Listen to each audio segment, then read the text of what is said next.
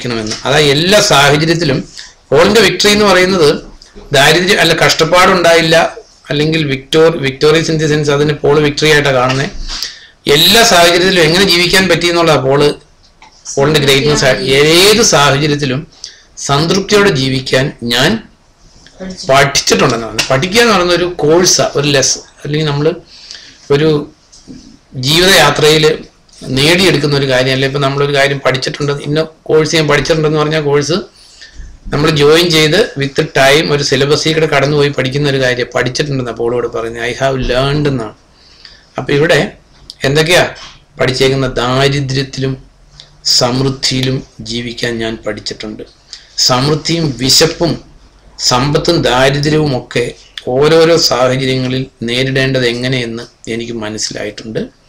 എന്നെ ശക്തിപ്പെടുത്തുന്നവനിൽ എല്ലാം ചെയ്യാൻ എനിക്ക് കഴിയും. അതായത് ഞാനിങ്ങനെ പോളിന്റെ ലൈഫിനെ കുറിച്ച് ചിന്തിക്കുകയത്, ഈ കർത്താവിൽ ഇങ്ങനെ പ്രാഗൽഭ്യമുള്ള സ്റ്റേറ്റ്മെന്റ്സ് ചെയ്തിട്ടുള്ള കുറേ ആൾക്കാരുണ്ട്. അവരുടെ ജീവിതം ഇപ്പം ആദ്യം നമ്മൾ ഈ പോളിന്റെ ലൈഫ് എന്ന് നോക്കിയാൽ മതി. ഇത് ഒരു ദിവസം കൊണ്ട് വായിൽ നിന്ന് വരുന്ന ഒരു സ്റ്റേറ്റ്മെന്റ് അല്ല. നമുക്ക് ഒരു ദിവസം കൊണ്ട് ഇത് കർത്താവിനെ അതിന് പിറ്റേ ദിവസം പറയാൻ പറ്റുന്ന ഒരു സ്റ്റേറ്റ്മെന്റും അല്ല. ഇത് ജീവിതയാത്രയിലൂടെ കർത്താവുമായിട്ടുള്ള സന്തത സഹചാരം കൊണ്ട് കർത്താവുമായിട്ടുള്ള ജീവിത അനുഭവങ്ങളിൽ നിന്ന് എത്തിപ്പെടുന്ന പക്വതയിൽ അല്ലെങ്കിൽ കർത്താവുമായിട്ടുള്ള ആഴമായിട്ടുള്ള ബന്ധത്തിൽ നിന്ന് ഒരാൾക്ക് പറയാൻ പറ്റുന്ന ഒരു സ്റ്റേറ്റ്മെന്റ് ഏത്? എന്നെ ശക്തനാക്കുന്നവൻ മുഖാന്തരം. സ്വന്തം കഴിവുകൊണ്ടല്ല, പൗലോസിന്റെ കഴിവുകൊണ്ടല്ല, അല്ല, ഇത് പറയാൻ പറ്റുന്ന ഒരു മനുഷ്യനും സ്വന്തം കഴിവിൽ ആശ്രയിച്ചിട്ട് പറയുന്ന ഒരു സ്റ്റേറ്റ്മെന്റ് അല്ല. കാരണം മനുഷ്യന്റെ കഴിവിന് പരിമിതികൾക്കും എല്ലാം ലിമിറ്റുണ്ട്. അപ്പോൾ പറയണേ എന്നെ ശക്തനാക്കുന്നവൻ മുഖാന്തരം. നമുക്ക് ഓരോരുത്തർക്കും പറയാൻ പറ്റണം. ആ പോള് കടന്നുപോയ പോലെയുള്ള ഒരു ലെസണിക്കൂടെ അല്ലെങ്കിൽ ജീവിതയാത്രയിലൂടെ ആ കോഴ്സിലൂടെ കടന്നുപോയാൽ നമുക്കും ഒരു സ്റ്റേജിൽ പറയാൻ പറ്റും, എന്നെ ശക്തനാക്കുന്നവൻ മുഖാന്തരം ഞാൻ സകലത്തിനും മതിയായവനാണ്. അപ്പോൾ പോളിന്റെ ജീവിതം എടുക്കുമ്പോൾ പോളിനെ കർത്താവ് കടത്തിവിട്ട ഒന്ന് രണ്ട് കാര്യങ്ങൾ ഞാനിങ്ങനെ ചിന്തിക്കുകയത്. ഒന്ന്, സെക്കൻഡ് കൊറിന്ത്യൻസ് 1-ാം അധ്യായം എടുക്കുമ്പോൾ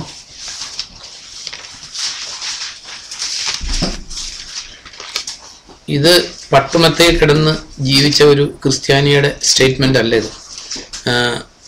2 കൊരിന്തോസ് 1:8 തുടങ്ങി വായിക്കുമ്പോൾ, സഹോദരരെ, ആശയിൽ ഞങ്ങൾക്കുണ്ടായ പീഡകളെക്കുറിച്ച് നിങ്ങൾ അറിയാതിരിക്കരുത് എന്ന് ഞങ്ങൾ ആഗ്രഹിക്കുന്നു. ജീവനോടിരിക്കുന്നതിൽ പോലും നിരാശ തോന്നുമാറ് തീർത്തും അസഹ്യമായി ഞങ്ങൾ തകർക്കപ്പെട്ടു.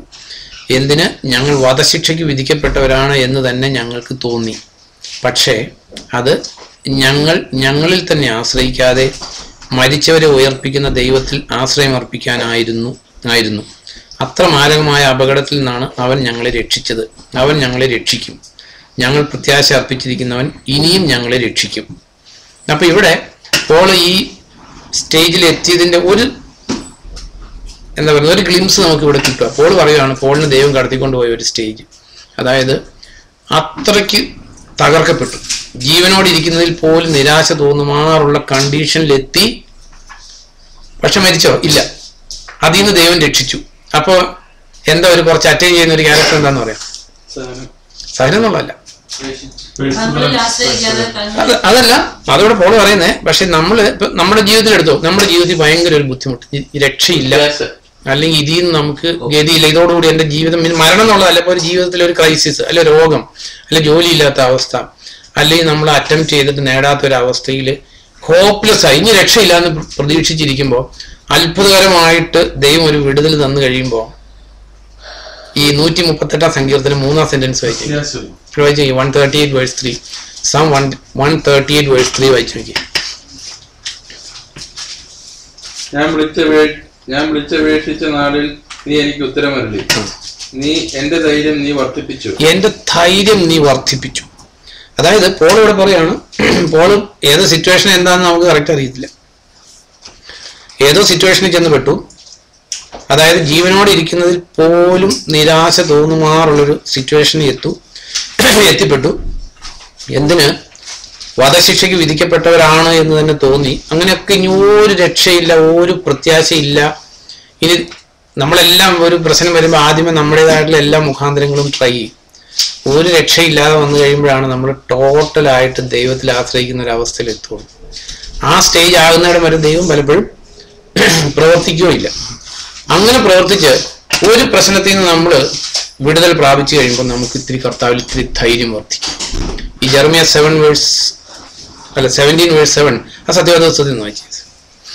ജെറമിയ 17:7 വായിക്കുമ്പോൾ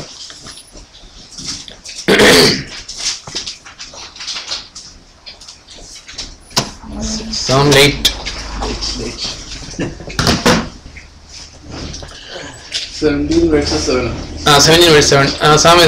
ജെറമിയ 17:7 യഹോവയിൽ ആശ്രയിക്കുകയും യഹോവ തന്നെ ആശ്രയമായിരിക്കുകയും ചെയ്യുന്ന മനുഷ്യൻ ഭാഗ്യവാൻ.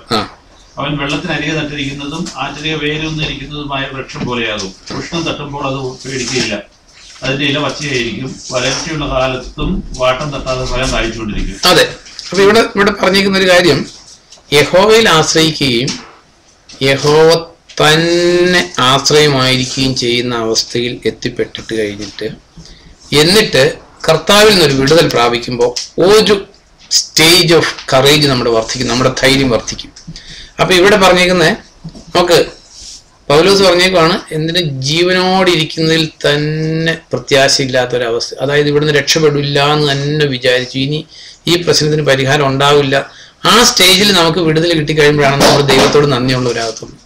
അല്ലെങ്കിൽ നമ്മൾ പലപ്പോഴും നമ്മളിപ്പോഴും എന്താ പറയുന്നത്, അത് നമ്മുടെ കഴിവും ദൈവത്തിന്റെ കഴിവും കൂടെ കൂടി അതിൽ നിന്ന് രക്ഷപ്പെട്ടെന്ന് തോന്നുന്നു. അതുകൊണ്ട് ദൈവം എപ്പോഴും God is in the business of making us zero. അത് ദൈവത്തിന്റെ ഒരു ക്യാരക്ടർ അത്. അപ്പൊ ഇവിടെ ഇപ്പൊ നമ്മളവിടെ ജെറമിയ കണ്ട എന്താ, യഹോവയിൽ ആശ്രയിക്കുകയും യഹോവ തന്നെ, അതൊന്നും ഒത്തിരി വ്യത്യാസമുണ്ട്. ഇപ്പൊ നമ്മളൊരു എന്താ പറയുന്നത്, ജലദോഷം വരുമ്പോൾ അല്ലെങ്കിൽ ചുമ്മാ വെറുതെ ഒരു ജലദോഷ പനി വരുമ്പോൾ പ്രാർത്ഥിക്കാറുണ്ട്. ഇവിടെ എല്ലാം പിള്ളേര് ചുമയാന്നൊക്കെ പറഞ്ഞ് പ്രാർത്ഥിക്കാറുണ്ട്. എന്നാൽ ഡോക്ടർമാരൊക്കെ ഇനി രക്ഷയില്ല എന്ന് പറഞ്ഞ്, അല്ലെങ്കിൽ ഇനി വൈദ്യശാസ്ത്രപ്രകാരം ഒരു രക്ഷയില്ല എന്ന് പറയുമ്പോൾ നമ്മൾ കർത്താവിൽ ആശ്രയിക്കുന്ന പോലെ ആയിരിക്കുമോ? അല്ല, ഒരിക്കലും അല്ല. അപ്പൊ നമ്മുടെ ജീവിതത്തിൽ ദൈവം ആഗ്രഹിക്കുന്നത് എന്താണെന്ന് ചോദിച്ചാൽ കർത്താവിൽ തന്നെ നമ്മൾ എല്ലാ കാര്യത്തിലും ആശ്രയിക്കണം എന്നാണ് ദൈവം ആഗ്രഹിക്കുന്നതെങ്കിലും പലപ്പോഴും അങ്ങനെയുള്ള ആശ്രയം വരില്ല. അപ്പൊ ദൈവം എപ്പോഴും God is always in the business of making us bringing to zero. അപ്പൊ പൗലോസിന്റെ ജീവിതത്തിൽ ഇവിടെ ഈ ഒരു സംഭവത്തിൽ നിന്ന് പൗലോസിന് വിടുതൽ കിട്ടിയപ്പോൾ പൗലോസിന് ഒരു കാര്യം ഇവിടെ പറയാൻ പറ്റി. എന്ത് പറയാൻ പറ്റി? അതിന്റെ 2 Corinthians നമ്മൾ വായിച്ചതായിരുന്നു 1:9 പറയുകയാണ്, അത് ഞങ്ങളിൽ തന്നെ ആശ്രയിക്കാതെ മരിച്ചവരെ ഉയർപ്പിക്കുന്നവനിൽ തന്നെ ആശ്രയിക്കാനായിരുന്നു. നമ്മൾ പലപ്പോഴും നമ്മുടെ പ്രശ്നങ്ങൾക്ക് നമ്മൾ ഒരു പോംവഴി ഉണ്ടാക്കും, ദൈവത്തോട് പ്രാർത്ഥിക്കുകയും ചെയ്യും. ഇപ്പൊ ജോലി കിട്ടാൻ നമ്മുടെ നാട്ടിലാണെങ്കിൽ കൈക്കൂലിയും കൊടുക്കും, റെക്കമെൻഡേഷനും ചെയ്യിക്കും, ആ കൂടെ പ്രാർത്ഥിക്കുകയും ചെയ്യും.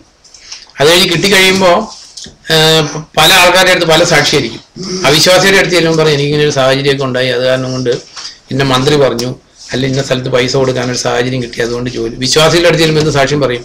കർത്താവ് അത്ഭുതകരമായിട്ട് എനിക്ക് ജോലി തന്നു എന്ന്. അപ്പൊ ദൈവം, ഞാൻ പറഞ്ഞു പൗലോസ് പറഞ്ഞ ആദ്യത്തെ സ്റ്റേറ്റ്മെന്റിലേക്ക് നമ്മളെല്ലാം എത്തണമെങ്കിൽ അതിനൊരു കോഴ്സ് നമ്മൾ അണ്ടർഗോ ചെയ്തേ പറ്റൂ. എന്താ പൗലോസ് പറഞ്ഞാൽ താമസിച്ചു വന്നവരെ ഉദ്ദേശിച്ച് പറയുക, അതായത് എന്നെ ശക്തനാക്കുന്നതിന് മുഖാന്തരം ഞാൻ സകലത്തിനും മതിയായവനാണ്. അപ്പൊ ഇവിടെ പൗലോസിന് ദൈവം ഇങ്ങനെ ഒരു സാഹചര്യത്തിൽ കൂടെ കടത്തിവിട്ടതിന്റെ കാരണം പൗലോസ് പറഞ്ഞു, എന്താ ഞങ്ങൾ ആശ്രയിക്കുന്നത്. ഇപ്പൊ നമുക്കെല്ലാം ഉണ്ടത്, നമ്മളിൽ തന്നെ ആശ്രയിക്കുന്ന സ്വഭാവത്തെ നമ്മൾ ബ്ലാക്ക് ആൻഡ് വൈറ്റ് ആയിട്ട് പറഞ്ഞാൽ നമ്മുടെ എന്താ അത്? അഹങ്കാരം. അത് നമുക്ക് ശക്തി ഉണ്ടെന്ന് നമ്മൾ വിചാരിക്കുന്ന അവസ്ഥ. നമ്മുടെ അഹങ്കാരത്തെ ക്രഷ് ചെയ്താൽ മാത്രമേ ദൈവത്തിന് നമ്മളൊരു വേല ചെയ്യാൻ പറ്റത്തുള്ളൂ.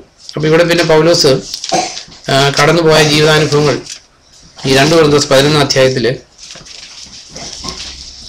അതായത് ദൈവം ഉപയോഗിച്ച മനുഷ്യരെ, ഇപ്പൊ നമുക്ക് ബൈബിളിലെ ന്യൂ ടെസ്റ്റാമെന്റിൽ കർത്താവിനെയും പൗലോസിനെയും കുറിച്ച് മാത്രമേ അവരുടെ പേഴ്സണൽ ലൈഫ് റിവീൽഡ് ആയിട്ടുള്ളൂ. ഈ രണ്ടുപേരുടെയും ജീവിതം എടുക്കുമ്പോൾ അതായത് വലിയ തകർച്ചയുടെ അനുഭവങ്ങളിൽ കൂടെ അല്ലെങ്കിൽ സ്വയത്തെ ക്രൂശിച്ച് സ്വയം ഇല്ലാതായേക്കുന്നവരുടെ ജീവിതത്തെ മാത്രമേ മറ്റുള്ളവരുടെ നന്മയ്ക്കായിട്ട് ദൈവം ഉപയോഗിച്ചിട്ടുള്ളൂ.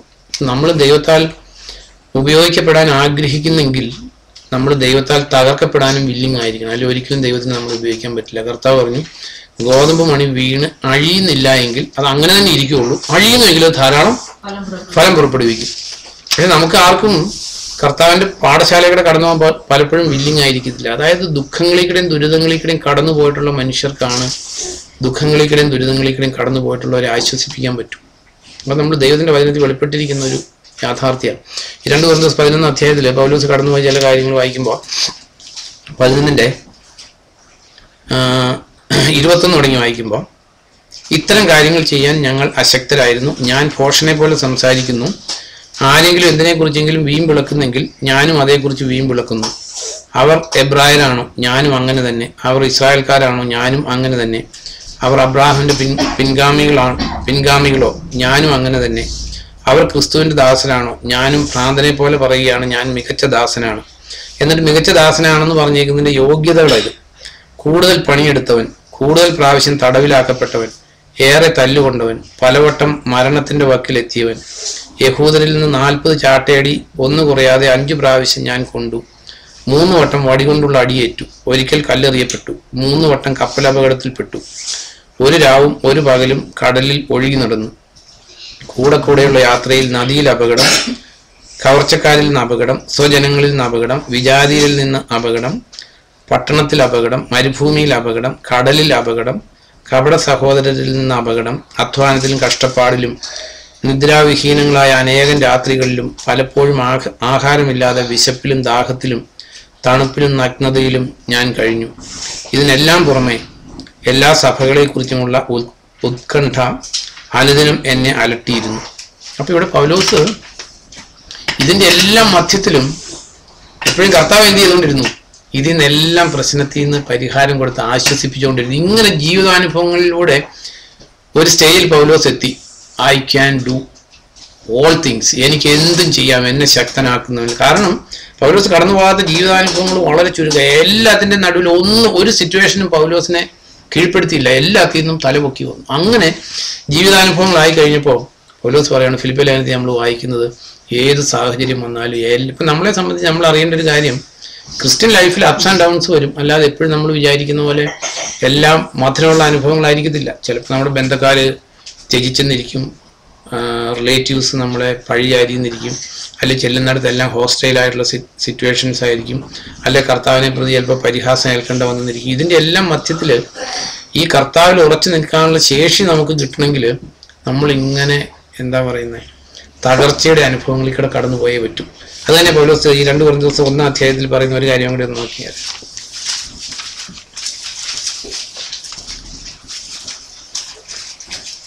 ഒന്നിന്റെ 2 കൊരിന്ത്യൻസ് 1:4-5 വായിക്കുമ്പോൾ, നമ്മുടെ സർവ്വ ദുരിതങ്ങളിലും അവൻ നമ്മെ സമാശ്വസിപ്പിക്കുന്നു. അതുവഴി ദൈവം നമുക്ക് നൽകിയ സമാശ്വാസത്താൽ മറ്റെല്ലാവരെയും അവരുടെ ദുരിതത്തിൽ സമാശ്വസിപ്പിക്കാൻ നാം പ്രാപ്തരാകുന്നു. ക്രിസ്തുവിന്റെ സഹനങ്ങളിൽ സമൃദ്ധമായി പങ്കുചേരുന്നത് പോലെ തന്നെ ക്രിസ്തു വഴിയുള്ള സമാശ്വാസത്തിലും നാം സമൃദ്ധമായി പങ്കുചേരുന്നു. അപ്പൊ ഇവിടെ പൗലോസ് പറയുന്നൊരു കാര്യം, ഞാൻ ഓരോ കഷ്ടത്തിൽ കൂടെ കടന്നുപോയി അതിന് ആശ്വാസം പ്രാപിച്ചിട്ടുള്ള ആ കാര്യങ്ങളിൽ അതേ കഷ്ടത്തിൽ കൂടെ കടന്നു പോകുന്നവരെ ആശ്വസിപ്പിക്കാൻ എനിക്ക് കഴിയുന്നു. അപ്പം നമ്മുടെ ജീവിതത്തിൽ നമ്മൾ അറിയേണ്ട ഒരു കാര്യം, ഈ എന്താ പറയുന്നത്, ഗോതമ്പ് മണി വീണ് അഴിഞ്ഞാൽ മാത്രമേ അതിന് സമൃദ്ധമായിട്ടുള്ള ഫലം പുറപ്പെടുവിക്കാൻ പറ്റത്തുള്ളൂ. അപ്പോൾ കഷ്ടങ്ങളും ദുഃഖങ്ങളും ക്രിസ്ത്യ ജീവിതത്തിൽ വന്നാൽ അപ്പോസ്തലന്മാരെല്ലാം അങ്ങനെ പഠിപ്പിച്ചു. അപ്പോസ്തല പ്രവൃത്തി 14:22 നമ്മൾ വായിക്കുന്നത്,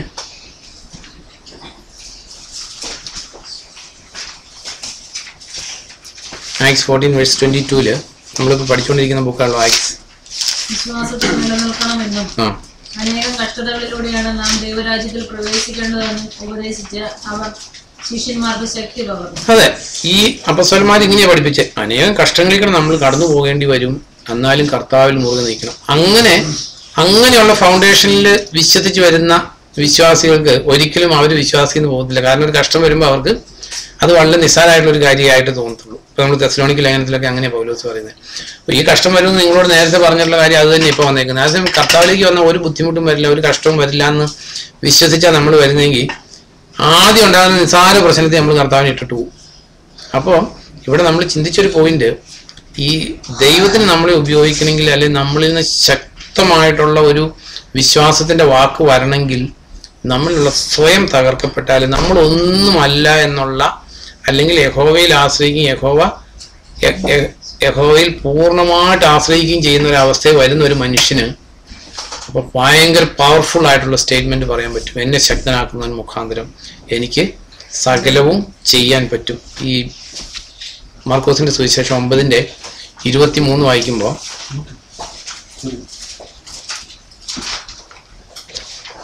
മാർക്കോസിന്റെ 9:23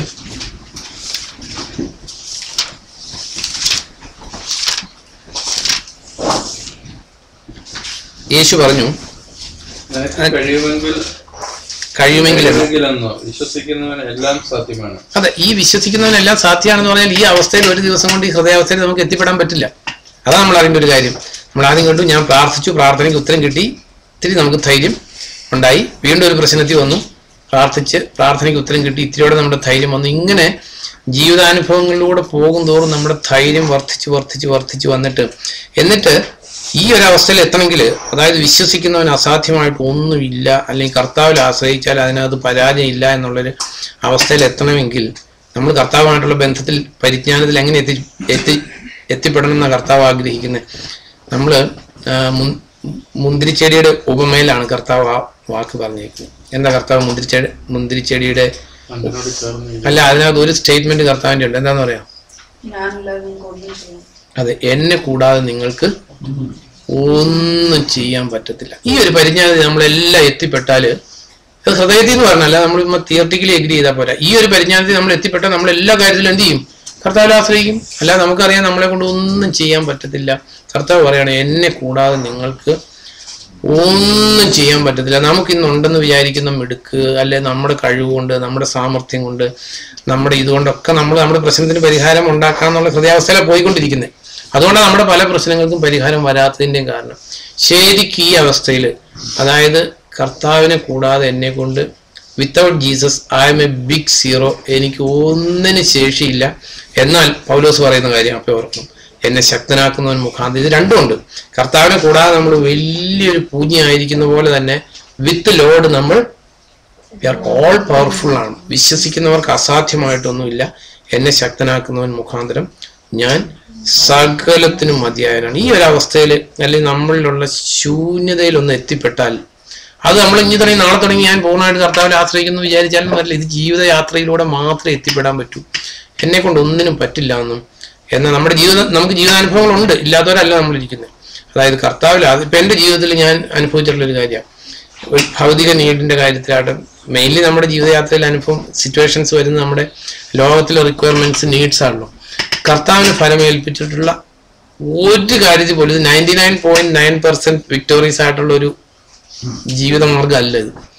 ഇത് 100%. അപ്പോസ്തലനായ പൗലോസ് പറയുന്ന പോലെ, എന്നെ ശക്തനാക്കുന്നവൻ മുഖാന്തരം ഞാൻ സകലത്തിനും മതിയായവനാണ്. ക്രിസ്തു യേശുവിലൂടെ സദാ ജയോത്സവമായിട്ട്, അതായത് കർത്താവിന് ഫലമേൽപ്പിച്ചിട്ടുള്ള ഒരു കാര്യം പോലും അത് എന്താ പറയുന്നത്, കർത്താവിന്റെ മഹത്വത്തിന് ഒത്തവണ്ണം അത് നിറവേറാതെ വന്നിട്ടില്ല. ഈ ജെറമ്യ 10:23 വായിക്കുമ്പോൾ,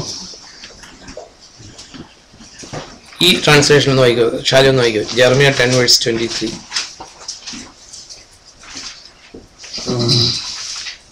കർത്താവെ, മനുഷ്യന്റെ വ്യാപാരങ്ങൾ അയാളുടെ സ്വാധീനത്തിലല്ലെന്നും മനുഷ്യന്റെ കാലടികളെ നയിക്കുന്നത് അയാളല്ലെന്നും ഞാൻ അറിയുന്നു. മതി.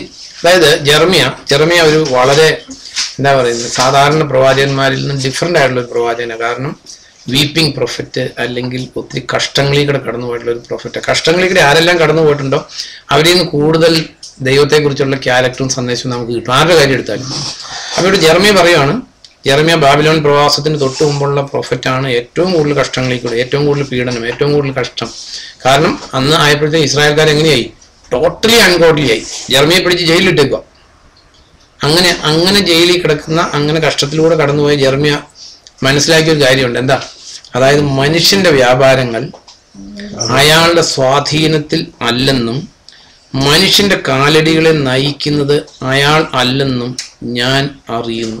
ഇത് നമ്മളെല്ലാം അറിയേണ്ട ഒരു കാര്യമാണ്. നോക്ക്, നമ്മൾ പലപ്പോഴും പൂർണ്ണമായിട്ട് മനസ്സിലാക്കിയിട്ടുണ്ടാകത്തില്ല. എന്നാൽ നമ്മൾ അറിയേണ്ട ഒരു കാര്യമാണ്, മനുഷ്യന്റെ വ്യാപാരങ്ങൾ മനുഷ്യന്റെ കയ്യിലല്ല. നമ്മുടെ കാലടികളെ നയിക്കുന്നത് നമ്മളല്ല. നമ്മുടെ ഇഷ്ടം പോലെ നമുക്ക് ഈ ലോകത്തിൽ ജീവിക്കാമെന്ന് വിചാരിച്ചാൽ നടക്കില്ല.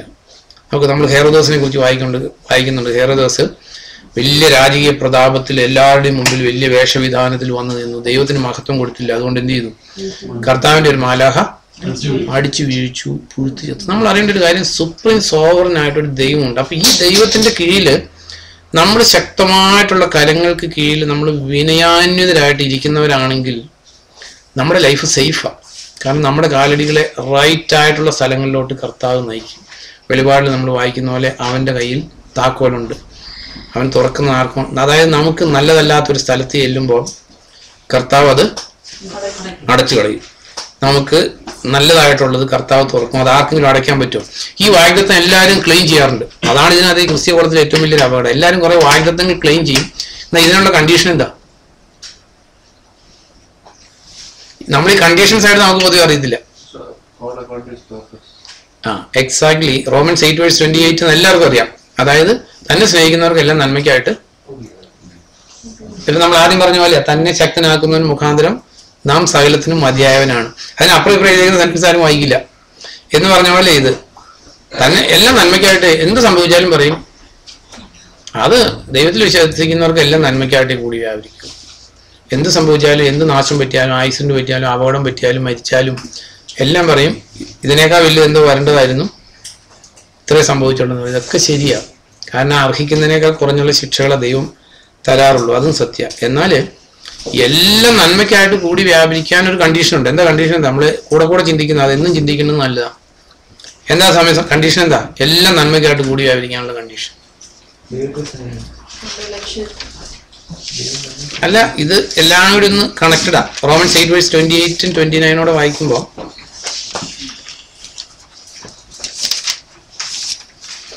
നമ്മൾ ഈ പറഞ്ഞ പോലെ അതിനകത്തേ ഷാദിൻ ആദ്യം ചോദിച്ചത് അപ്പൊ എല്ലാവരെയും കുറിച്ചും ദൈവം നേരത്തെ നിശ്ചയിച്ചു വെച്ചുകൊള്ളണമെന്ന് ചോദിച്ചാൽ എല്ലാവരെയും കുറിച്ചും ദൈവത്തിനൊരു പദ്ധതിയുണ്ട് ഇല്ലേ? നമ്മുടെ വിളി എന്താണെന്ന് നമ്മൾ അന്വേഷിച്ച് മനസ്സിലാക്കേണ്ടതാണ് ദൈവത്തിൽ നിന്ന്. പക്ഷെ ഈ നമ്മളെ കുറിച്ച് ദൈവത്തിനൊരു പദ്ധതിയുണ്ട്. ഇപ്പൊ ജെറമിയെ കുറിച്ച് ഒരു പദ്ധതി ഉണ്ടായിരുന്നു, നമ്മൾ വായിക്കുന്നില്ലേ? ജെറമി ആരായി തീരണമെന്നായിരുന്നു? ഒരു പ്രവാചകനായി തീരണമെന്ന് ദൈവത്തിന് ആഗ്രഹം ഉണ്ടായിരുന്നു. അങ്ങനെ തന്നെ എഴുതിയേക്കുന്നത്. അത് പ്രവാചകനായി തീർന്നു. ഇപ്പോൾ എസേക്കിയേൽ ഒരു പ്രീസ്റ്റ് ആയിരുന്നു, പക്ഷെ ഒരു പ്രവാചകനാകാൻ വേണ്ടി വിളിച്ചു, പ്രവാചകനായി തീർന്നു എന്ന് പറഞ്ഞേക്കുന്ന പോലെ നമ്മളെല്ലാവരെയും കുറിച്ചും ദൈവത്തിന് ഒരു പദ്ധതിയുണ്ട്. ആ പദ്ധതി നടപ്പിലാവുമോ? നടപ്പിലാവുന്ന സമയം നമ്മളെ കുറിച്ചുള്ള ദൈവഹിതം പൊതുവേ ഈ നമ്മുടെയൊക്കെ എന്താ പറയുന്ന നാട്ടിൽ ചെന്ന എല്ലാവരും പറയും എന്തൊക്കെ പറഞ്ഞാലും ദൈവഹിതല്ലേ നടപ്പിലാവുള്ളൂ എന്ന് പൊതുവെ ഫ്രീക്വന്റ് ആയിട്ട് ഉപയോഗിക്കുന്ന ഒരു വേർഡാ അല്ലേ? നമ്മളെന്തൊക്കെ ചെയ്താലും ദൈവഹിതല്ലേ നടപ്പിലാവുള്ളൂ. പക്ഷെ സത്യം എന്താ? ദൈവഹിതം നടപ്പിലാകുന്നില്ല എന്നുള്ളതാണ് ഏറ്റവും വലിയ പ്രശ്നം. ദൈവഹിതം നടപ്പിലായിരുന്നെങ്കിൽ എത്രയോ നല്ലതായിരുന്നു മനുഷ്യന്റെ ജീവിതത്തിൽ. അപ്പൊ ഇതില് ഈ റോമൻസ് 8:28 ഒന്ന് വായിച്ചു നോക്കിയേ. അതെങ്ങനെയാ? തന്റെ ലക്ഷ്യങ്ങൾക്കായി തിരഞ്ഞെടുക്കപ്പെട്ടവരും തന്നെ സ്നേഹിക്കുന്നവരുമായവരോട് ചേർന്ന് ദൈവം എല്ലാറ്റിലും നന്മയ്ക്കായി പ്രവർത്തിക്കുന്നു. അപ്പൊ ഇവിടെ നമ്മൾ അറിയേണ്ട ഒരു കാര്യം, തന്റെ ലക്ഷ്യങ്ങൾക്കായി തിരഞ്ഞെടുക്കപ്പെട്ടവരാണ് നമ്മളെല്ലാം. അതെ, അപ്പൊ നമ്മൾ അത്രയും വിചാരിക്കത്തുള്ളൂ. എന്നാൽ നമ്മൾ അറിയേണ്ട ഒരു കാര്യം, തന്റെ ലക്ഷ്യങ്ങൾക്കായി തിരഞ്ഞെടുക്കപ്പെട്ട നമ്മുടെ സൈഡിൽ നിന്ന് കർത്താവെ അവിടുത്തെ ലക്ഷ്യം മാത്രം എനിക്ക് മതി എന്ന് നമ്മുടെ സൈഡിൽ നിന്നുള്ള വില്ലിങ്നെസ് എക്സ്പ്രസ് ചെയ്യാത്തിടത്തോളം കാലം, നമ്മുടെ സൈഡിൽ നിന്നുള്ള ടോട്ടൽ അവിടുത്തെ ഇഷ്ടം മാത്രം മതി എന്നുള്ള ടോട്ടൽ സറണ്ടറിങ് നമ്മുടെ സൈഡിൽ നിന്ന് വരാത്തിടത്തോളം കാലം എല്ലാം നന്മയ്ക്കായിട്ട് കൂടി ആവരിക്കില്ല. പലതും തിന്മയ്ക്ക് തന്നെയായിരിക്കും സംഭവിക്കുന്നത്. അതിനകത്ത് ഒരു സംശയമില്ല. അപ്പൊ നമ്മുടെ സൈഡിൽ നിന്ന് കർത്താവെ അവിടുത്തെ ഇഷ്ടം നിറവേറ്റുക എന്നുള്ള ഏക ലക്ഷ്യം അല്ലാതെ എനിക്ക് വേറൊരു ലക്ഷ്യമില്ല. അവിടുത്തെ ഇഷ്ടം അല്ലെങ്കിൽ എനിക്കൊന്നും വേണ്ട. ഞാൻ പലതിനും ആഗ്രഹിച്ചെന്നിരുന്നേക്കാം, പലതും ചോദിച്ചെന്നിരുന്നേക്കാം, പലതും പ്രാർത്ഥിച്ചെന്നിരുന്നേക്കാം. എന്നാൽ കർത്താവ് എൻ്റെ ജീവിതത്തിൽ എനിക്ക് ഒരേ ഒരു അംബീഷനുള്ളൂ, അവിടുത്തെ ഇഷ്ടം നിറവേറ്റുക. അവിടത്തേക്ക് ഇഷ്ടമല്ലാത്ത ഒന്നും എനിക്ക് തരരുത്. സിൻസിയറായിട്ട് ദൈവത്തിൻ്റെ ഇഷ്ടം മാത്രം നിറവേറ്റുക എന്നുള്ള ഏക ലക്ഷ്യമുള്ള ഒരു ഹൃദയമുള്ള ഒരു വ്യക്തിയുടെ ജീവിതത്തിൽ എല്ലാം നന്മയ്ക്കായിട്ട് കൂടി വ്യാപരിക്കും. എന്നാൽ ഇതിനപ്പുറത്ത് നമുക്ക് നമ്മുടേതായിട്ടുള്ള പേഴ്സണൽ അജണ്ടയുണ്ട്. നമ്മുടെ പ്രാർത്ഥനകളെല്ലാം സാധിച്ചു തരാനിരിക്കുന്ന എന്താ പറയുന്നത് അലാവുദ്ദീനും അത്ഭുത വിളക്കുമാണ് ദൈവസന്നിധി എന്ന് വിചാരിക്കുന്നവരെ സംബന്ധിച്ച് നന്മയ്ക്കായിട്ടൊന്നും കൂടി വ്യാപരിക്കത്തില്ല. അങ്ങനെ നമ്മൾ ദൈവത്തിന്റെ വചനത്തെ മിസ്കോട്ട് ചെയ്തൊരു കാര്യമില്ല. നമ്മൾ ചിന്തിച്ച കാര്യം, അപ്പം നമ്മൾ പൂർണ്ണമായിട്ട് കർത്താവിന് സറണ്ടർ ചെയ്ത് സ്വയത്തെ ക്രൂശിച്ച് അല്ലെങ്കിൽ ആ ദൈവസന്നിധിയിലോട്ട് താഴ്ത്തി കൊടുത്തു കഴിയുമ്പോഴാണ് ദൈവത്തിന്റെ ഹിതം നമ്മുടെ ജീവിതത്തിൽ നടപ്പിലാകത്തുള്ളൂ. അങ്ങനെ ജീവിച്ച ഒരാൾ പറഞ്ഞൊരു കാര്യമാണ് ഈ നമ്മൾ കേട്ടത്, എന്നെ ശക്തനാക്കുന്ന മുഖാന്തരം ഞാൻ സകലത്തിനും മതിയായവനാണ്. പിന്നെ ഞാൻ ചിന്തിച്ചൊരു ദാനിയലിന്റെ ഒരു സ്റ്റേറ്റ്മെന്റ്, ഞാനത് 2 ദിവസം മുമ്പ് ചിന്തിച്ച ദാനിയേൽ പ്രവചനം 1-ാം അധ്യായത്തില് അത് ഈ പൗലോസ് പറയുന്ന പോലെ ഉള്ളൊരു സ്റ്റേറ്റ്മെന്റ് അല്ല. അറ്റ് ദി സെയിം ടൈം സംഗതി ഒന്നു തന്നെയാണ്. ദാനിയേൽ 1-ാം അധ്യായത്തില് അതിന്റെ കോണ്ടെക്സ്റ്റ് ഒക്കെ നമുക്കറിയാവുന്ന. ദാനിയേൽ ഇപ്പൊ എവിടെയാ താമസിക്കുന്നത്? എവിടെയാ ദാനിയേൽ? രാജകൊട്ടാരത്തിലാണ്. പക്ഷെ എവിടെയാ സ്ഥലം? ബാബിലോണിലാണ്. അതായത് സ്വന്തം രാജ്യം, നാടും കുടുംബവും സ്ഥലമൊക്കെ ഉണ്ടായിരുന്നു. അവിടെ നിന്നൊക്കെ പിതാക്കന്മാരും സമുദായക്കാരും എല്ലാം ദൈവത്തെ മറന്നു കഴിഞ്ഞപ്പോൾ ദൈവം അവിടുന്ന് പാർപ്പിച്ച് എന്താ പറയുന്നത് എക്സൈൽ ചെയ്ത് നാട് പിടിച്ച് എല്ലാം നശിപ്പിച്ച് ഇപ്പൊ അടിമയാണ്. അടിമത്തത്തിലാണ്, രാജകൊട്ടാരത്തിലാണ് ജീവിക്കുന്നതെങ്കിലും ദേ ആർ ഇൻ, എന്താ പറയുന്നത്, ബാബിലോണിലെ അടിമത്തത്തിൽ വന്നേക്കും, അവിടുന്ന് യുദ്ധത്തിൽ പിടിച്ചുകൊണ്ട് വന്നേക്കും തടവുകാരാ. ഇപ്പൊ ഒരു നല്ല ജോലി കിട്ടി, നല്ലൊരു ജോലിക്കായിട്ട് സെലക്റ്റഡ് ആയിട്ടുണ്ടെന്നുള്ളതേ ഉള്ളൂ, പക്ഷെ അടിമത്തത്തില്ല. ഇവിടെ ദാനിയേൽ പറയുന്ന എന്നെ ചിന്തിപ്പിച്ച പോയിന്റ് ഇതാ, അതിന്റെ 10ാം സെന്റൻസ്. ദാനിയേൽ പറയാണ്, അതായത് മുഖ്യഷണ്ഡൻ ദാനിയേലിനോട് പറഞ്ഞു, നിങ്ങൾക്ക് ഭക്ഷണപാനീയങ്ങൾ നിശ്ചയിച്ചു തന്ന എൻ്റെ യജമാനായ രാജാവ് നിങ്ങൾ സമപ്രായക്കാരേക്കാൾ ക്ഷീണിച്ചിരിക്കുന്നതായി കണ്ടേക്കാം എന്നാണ് എൻ്റെ ഭയം. അങ്ങനെ ആയാൽ രാജസന്നിധിയിൽ എൻ്റെ തല അപകടത്തിലാകും.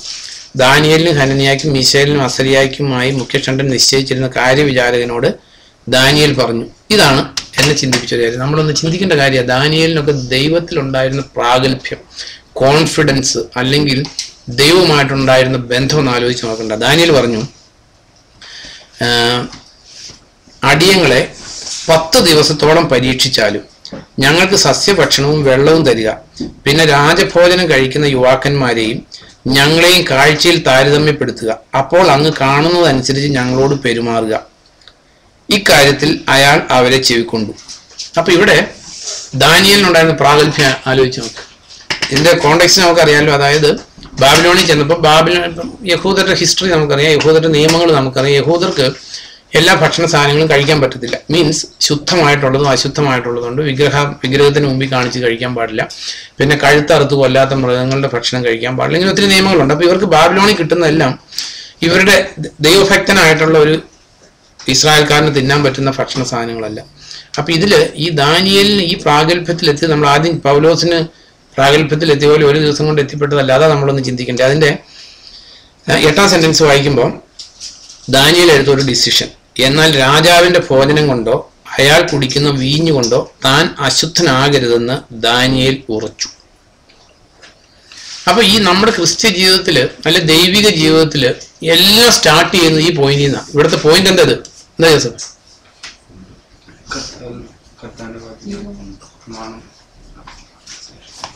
പ്രമാണം എന്നുള്ളത് എന്താ ഇവിടുത്തെ ഈ സ്റ്റാർട്ടിംഗ് പോയിന്റ് എന്താ പോൾ? സ്റ്റാർട്ടിംഗ് പോയിന്റ് എന്താ? കോൺഫിഡൻസ്. 8ാം സെന്റൻസ് കോൺഫിഡൻസ് ഒന്നുമല്ല, ഡിസിഷനാണ്. അതായത് ഒരു സ്ട്രോങ് ഡിസിഷനിൽ നിന്ന് മാത്രമേ പിന്നെ കോയിൻസ് മൂവ് ചെയ്യുള്ളൂ. നമുക്കൊരു സ്ട്രോങ് ഡിസിഷൻസ് ഉണ്ടെങ്കിൽ സാഹചര്യങ്ങൾ പതുക്കെ നമ്മുടെ മുമ്പിൽ തല കുത്താൻ തുടങ്ങും. സാഹചര്യങ്ങൾ തല കിഴിച്ചു വരാൻ തുടങ്ങും. ദൈവം അതിന്റെ പിന്നാലെ പ്രവർത്തിക്കാൻ തുടങ്ങും നമുക്ക്. എന്നാൽ അപ്പൊ ഇവിടെ, കാരണം ഇതൊരു റിസ്കി ഡിസിഷനാണ്, ശത്രു രാജ്യത്താ. അതായത് ഈ രാജാവിന്റെ ഭക്ഷണം ഞാൻ കഴിക്കില്ല എന്ന് തീരുമാനിച്ചാൽ sometimes he may lose his life, ജീവിതം വേണേ പോവാം. പക്ഷേ ദാനിയേൽ ഒരു തീരുമാനം എടുത്തു, കാരണം ദൈവ വ്യവസ്ഥ ലംഘിച്ചിട്ട് എനിക്ക് ജീവിക്കണ്ട. നമ്മുടെ ജീവിതത്തിലും ഇങ്ങനെ ഒരു വില്ലിങ്നെസ് നമ്മുടെ ജീവിതത്തിൽ ഉണ്ടെങ്കിൽ അപ്പൊ ദൈവം നമുക്ക് വേണ്ടി പ്രവർത്തിക്കാൻ തുടങ്ങും. നമ്മൾ എന്താ കാണുന്നത്? എന്നോട് വായിച്ചു നോക്കി 8ാം സെന്റൻസിൽ, എന്നാൽ രാജാവിന്റെ ഭോജനം കൊണ്ടോ അയാൾ കുടിക്കുന്ന വീഞ്ഞു കൊണ്ടോ താൻ അശുദ്ധനാകരുതെന്ന് ദാനിയേൽ ഉറച്ചു. ആ സത്യവേദപുസ്തകത്തിൽ നിന്ന് വായിക്കും, ചിലപ്പോൾ അതിലെ വേറെ. രാജാവിന്റെ ഭോജനം കൊണ്ടും അവൻ കുടിക്കുന്ന വീഞ്ഞു കൊണ്ടും തന്നെത്താൻ അശുദ്ധമാക്കില്ലെന്ന് ദാനിയേൽ ഹൃദയത്തിൽ നിശ്ചയിച്ചു. പുറമേക്കൊന്നുമില്ല. ദാനിയേൽ ഹൃദയത്തിൽ നിശ്ചയിച്ചു, ഈ വീഞ്ഞും ഈ ഇറച്ചി ഞാൻ തിന്നില്ല. Sometimes I may lose my life. അതൊന്നും ദാനിയേലിന്റെ തീരുമാനത്തിനൊരു തടസ്സമായിരുന്നില്ല. ദാനിയേൽ കാരണം എന്താ സംഭവിക്കാൻ പോകുന്നതെന്ന് അറിയില്ല, പക്ഷെ ഒരു കാര്യം തീരുമാനിച്ചിരുന്നു. കാരണം ഇവരെ തെരഞ്ഞെടുത്തേക്കുന്ന 120 പേരെ എങ്ങാണ്ട് 3 വർഷത്തെ ട്രെയിനിങ്ങിന് വേണ്ടി തെരഞ്ഞെടുത്തേക്കുന്ന ടോപ്പ് അഡ്മിനിസ്ട്രേറ്റീവ് ഓഫീസേഴ്സ് ആയിട്ട് തെരഞ്ഞെടുത്തേക്കുന്ന. അതായത് പണ്ടത്തെ രാജാക്കന്മാരുടെ തീരുമാനങ്ങൾ നമുക്കറിയാമല്ലോ, ഓൺ ദി സ്പോട്ട് ഡിസിഷനാണ്. പിന്നെ അതിനെക്കുറിച്ച് അവർ റിഗ്രറ്റ് ചെയ്യില്ല. അതായത് നമുക്ക് ബൈബിളിൽ നമ്മൾ കാണുന്ന കാര്യങ്ങളാണ്. ബാബിലോൺ രാജാവ് തന്നെ സിദക്കിയയുടെ കണ്ണ് രണ്ടും കുത്തി പൊട്ടിക്കാൻ തീരുമാനിച്ചു. വേറെ ആരോടും ആലോചിച്ചിട്ടില്ല. മക്കളെ വാളിനിരയാക്കാൻ തീരുമാനിച്ചു, കണ്ണ് കുത്തി പൊട്ടിക്കാൻ തീരുമാനിച്ചു, ചങ്ങലൊക്കെ ഇട്ട് ബാബിലോണിലോട്ട് കൊണ്ടുപോകാൻ പറഞ്ഞു. തീർന്നു എന്ന് പറഞ്ഞ പോലെ ഇവിടെ ദാനിയേൽ ഒരു കാര്യം തീരുമാനിച്ചു, I will not defile myself against the word of God. ദൈവവചനം ലംഘിച്ചിട്ടുള്ള ഒരു കാര്യമില്ല. അപ്പൊ 9ാം സെന്റൻസ് വായിച്ചു നോക്കിയപ്പോ, അതിനാൽ അശുദ്ധനാകാതിരിക്കാൻ തന്നെ അനുവദിക്കണമെന്ന് മുഖ്യഷണ്ഡനോട് അഭ്യർത്ഥിച്ചു. 9ാം സെന്റൻസ് വെരി ഇമ്പോർട്ടന്റ്.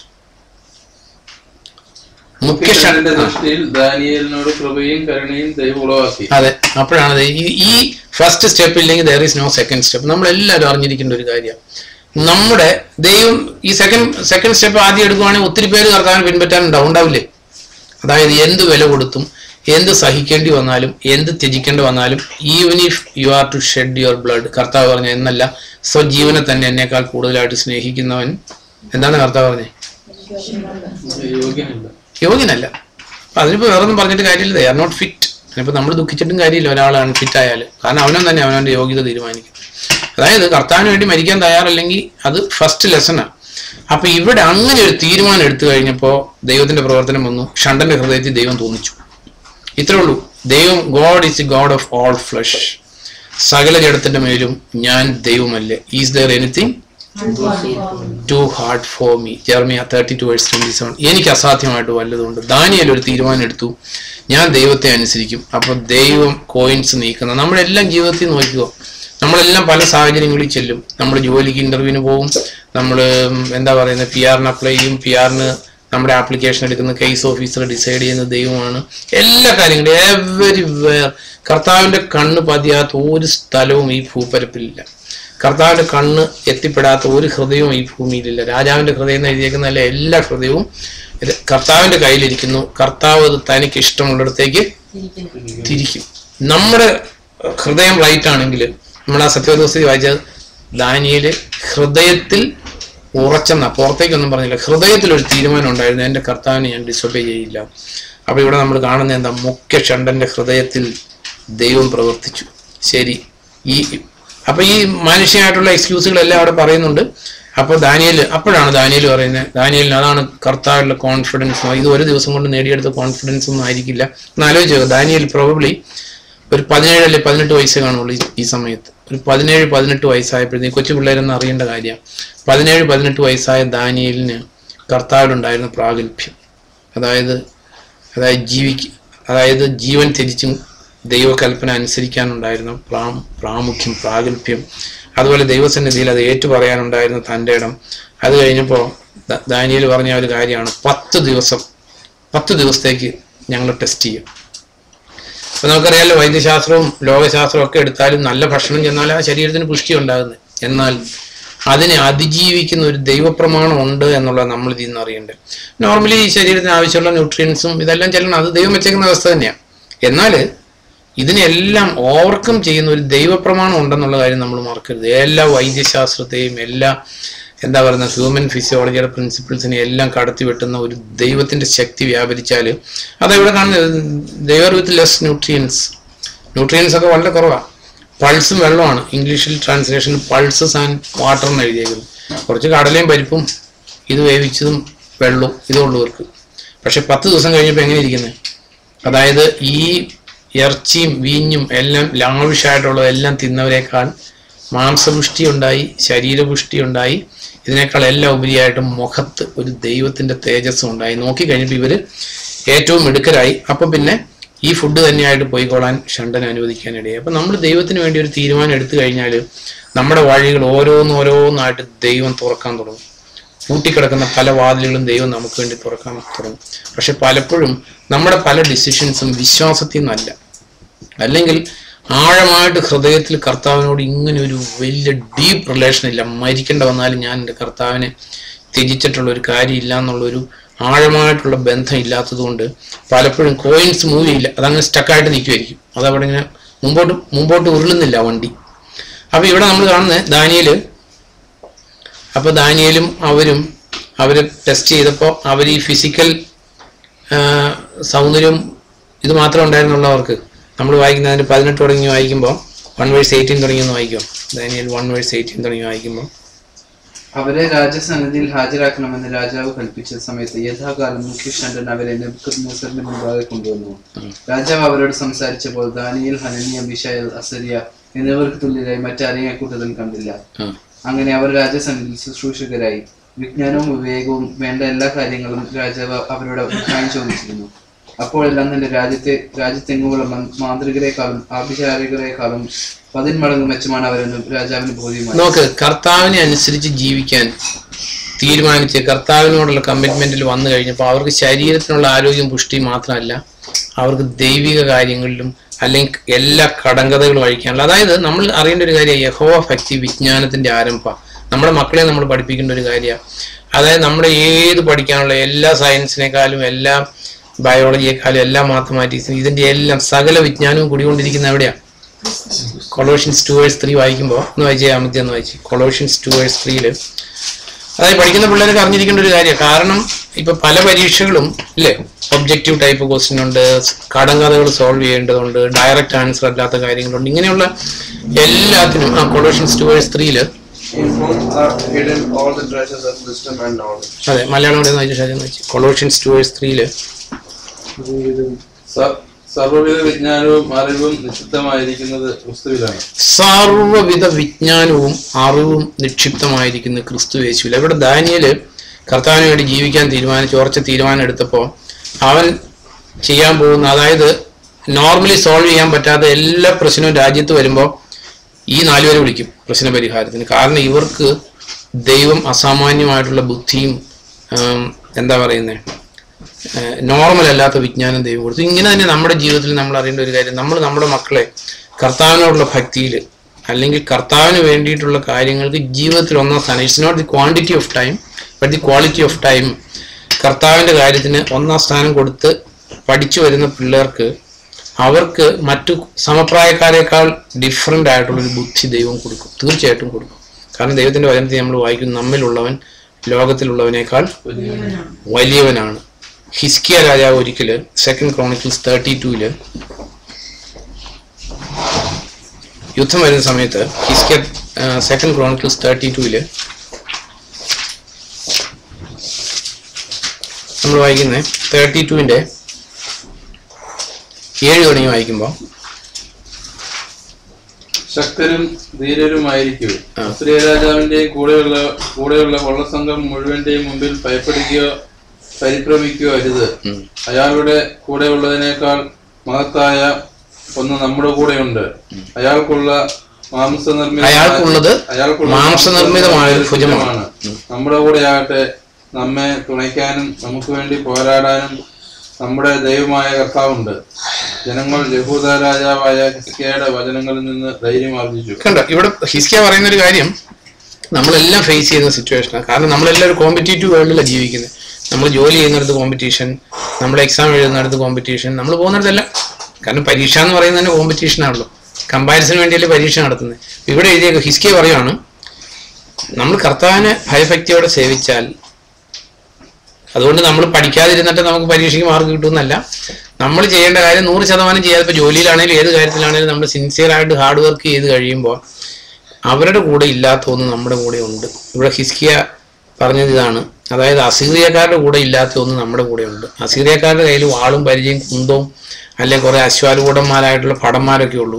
പക്ഷെ ഇവിടെ ഹിസ്കിയ പറയുവാണ്, എന്നാൽ നമ്മുടെ കൂടെ നമുക്ക് വേണ്ടി പോരാടാനും അതെ അയാൾക്കുള്ളത് മാംസനിർമ്മിതമായൊരു ഭുജമാണ്. നമ്മുടെ കൂടെ ആകട്ടെ നമ്മെ തുണയ്ക്കാനും നമുക്ക് വേണ്ടി പോരാടാനും നമ്മുടെ ദൈവമായ കർത്താവുണ്ട്. അപ്പോൾ നമ്മളെല്ലാ സാഹചര്യങ്ങളിലും അറിയേണ്ട ഒരു കാര്യം, ഇവിടെ ദാനിയേലിന്റെ ജീവിതത്തിൽ ദാനിയേലിന് ഈ ജീവിതാനുഭവങ്ങളിൽ നിന്ന് നേടിയെടുത്തൊരു കാര്യമാണ്. ദാനിയേൽ പറയുന്നത് 10 ദിവസം 10 ദിവസം കൊണ്ട്. അപ്പോൾ നമ്മൾ അറിയേണ്ട ഒരു കാര്യം, നമ്മൾ കർത്താവിലോട്ട് ഓൾ ഹാർട്ടഡ് ആയിട്ട് തിരിഞ്ഞാൽ ദാനിയേൽ എടുത്ത പോലെ ഒരു തീരുമാനം, അതായത് സാഹചര്യങ്ങൾ അനുകൂലമാണെങ്കിൽ കർത്താവിനെ അനുസരിക്കും എന്നുള്ള തീരുമാനമല്ല. Even if the entire situation is adverse, കർത്താവിനെ അനുസരിക്കാതിരുന്നിട്ട് ഒരു കാര്യം എൻ്റെ ജീവിതത്തിൽ ഇല്ല എന്നുള്ള തീരുമാനമാണെങ്കിൽ 10 ദിവസം is too long a time to see the result. വേറൊരു സമയത്ത് 2 സാമുവൽ ചാപ്റ്റർ 6 2 സാമുവൽ ചാപ്റ്റർ 6 വേറൊരു സംഭവം എഴുതിയേക്കുന്നിടത്ത്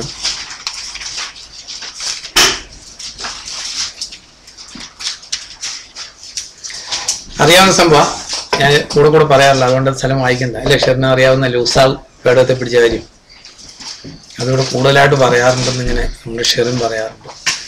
അതായത് അതുകൊണ്ട് ആ സ്ഥലം ഞാൻ വായിക്കുന്നില്ല, അറിയാമല്ലോ നെബു. അതായത് ഉസാ പോയി പേടത്തെ പിടിച്ചു, ഉസാ മരിച്ചുപോയി. അപ്പൊ ദാവീദ് എന്ത് ചെയ്തു? ദാവീദ് വല്ലാതെ ഭയപ്പെട്ടു എന്ത് ചെയ്തു? ഇത് മതിരിച്ചിട്ട് എന്താ പറയുക,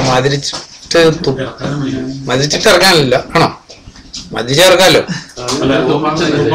മതിരിച്ചിട്ട് തുപ്പാനും വയ്യ, കഴിച്ചിട്ട് ഇറക്കാനും വയ്യ, അതല്ലേ കണ്ടീഷൻ. അപ്പൊ ദാവീദ് നോക്കിയപ്പോ ദൈവമായിട്ട് ഇത്രയും കാലത്ത് പരിചയം കൊണ്ട് ദൈവത്തെ കുറിച്ച് ഉള്ള അല്ല പേടിച്ചെന്ന് ഭയപ്പെട്ടു. വായിച്ചു ഭയപ്പെട്ടു, വിറച്ചുപോയി. അത് വെറൊരു നല്ലൊരു ഗോഡ്ലി ഫിയർ അല്ല, ശരിക്കും വരണ്ടുപോയി. കാരണം വളരെ സന്തോഷമായിട്ട് ഭയങ്കര എങ്ങനെയാ ഭയങ്കര ഉച്ചത്തിൽ ആരാധനയും സ്തുതിയൊക്കെ ആയിട്ടാ പോരുന്നേ. അല്ലെങ്കിൽ വായിച്ചു നോക്കി 6 മുഴുവൻ വായിക്കണ്ട, 6 4 5 ഒന്ന് വായിച്ചു നോക്കി. സമയം വായിക്കോ? അബീനാദാബിന്റെ വീട്ടിൽ നിന്ന് അവർ അതിനെ ദൈവത്തിന്റെ പെട്ടകമായി കൊണ്ടുപോരുമ്പോൾ അഹിയോ പെട്ടകത്തിന് മുമ്പായി നടന്നു. ദാവീദ് ഇസ്രായേലുമൊക്കെ ശരണമരം കൊണ്ടുള്ള സകലവിധ വാദിത്രങ്ങളോടും കിന്നരം വീണ തപ്പം മുരജം കൈത്താളം എന്നിവയോടും കൂടി യഹോവയുടെ മുമ്പായി നൃത്തം ചെയ്തു. അവർ നാഗോന്റെ കളത്തിലെത്തിയപ്പോൾ കാള വിരണ്ടതുകൊണ്ട് ഉസ്സ കൈനീട്ടി ദൈവത്തിന്റെ പെട്ടകം പിടിച്ചു. അപ്പോൾ യഹോവയുടെ കോപം ഉസ്സയുടെ നേരെ പിടിച്ചു. അവന്റെ അവിവേകം നിമിത്തം ദൈവം അവിടെ വെച്ച് അവനെ സംഹരിച്ചു. അവിടെ ഇത് നമ്മൾ വായിക്കും പറഞ്ഞിരിക്കണ്ട, അവന്റെ അവിവേകം എന്തായിരുന്നു? അതല്ല, അത് നല്ല കാര്യമല്ലേ ചെയ്തത്. ചെരിഞ്ഞു ആ പെടം താഴുകയാടുവാണ് നല്ലത്, ആണോ ഷാജൻ? അല്ല, അവിടെ അവിവേകം എന്ന് പറഞ്ഞേക്കുന്നത് ഞാൻ ഇതിനകത്ത് എന്തായിരുന്നു പ്രശ്നം? അവിവേകം എന്തായിരുന്നു?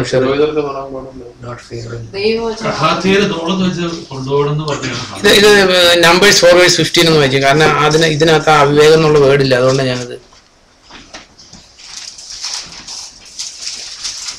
നമ്പേഴ്സ് 4:15 വായിക്കുമ്പോൾ സമയം ഒന്ന് വായിച്ചു കൊണ്ടെന്ന് വെച്ചു.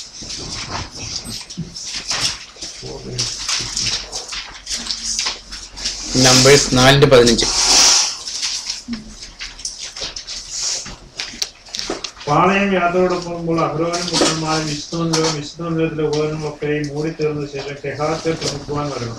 അവർ മരിക്കാതിരിക്കാൻ വിശുദ്ധമായതും തുടരുത്.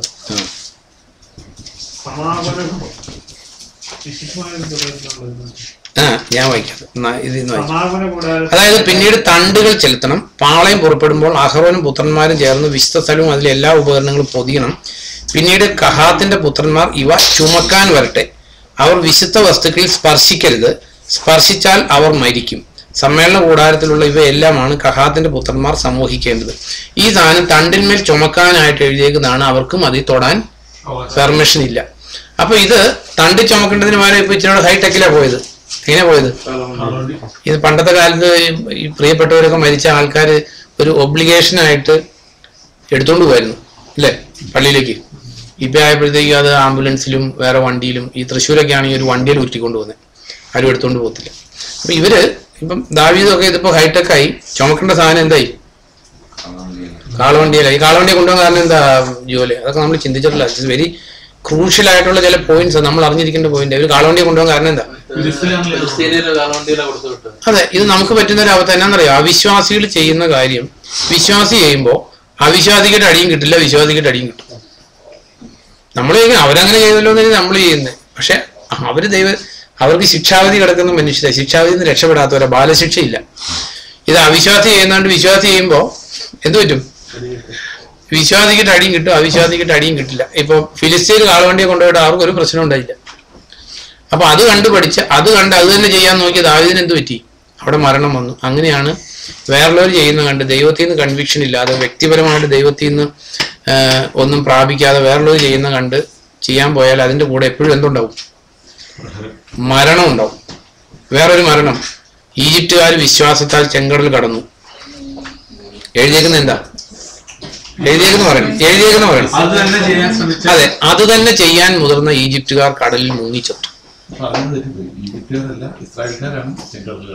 ഇസ്രായേൽക്കാര് അത് കേൾക്കുമ്പോ മനസ്സിലാവൂല. ഇസ്രായേൽക്കാര് ചെങ്കടലിൽ കടന്നു, അത് തന്നെ ചെയ്യാൻ മുതിർന്ന ഇങ്ങനെ ഇത് വളരെ ഡെയിലി ലൈഫിൽ സംഭവിച്ചുകൊണ്ടിരിക്കുന്ന കാര്യമാണ്.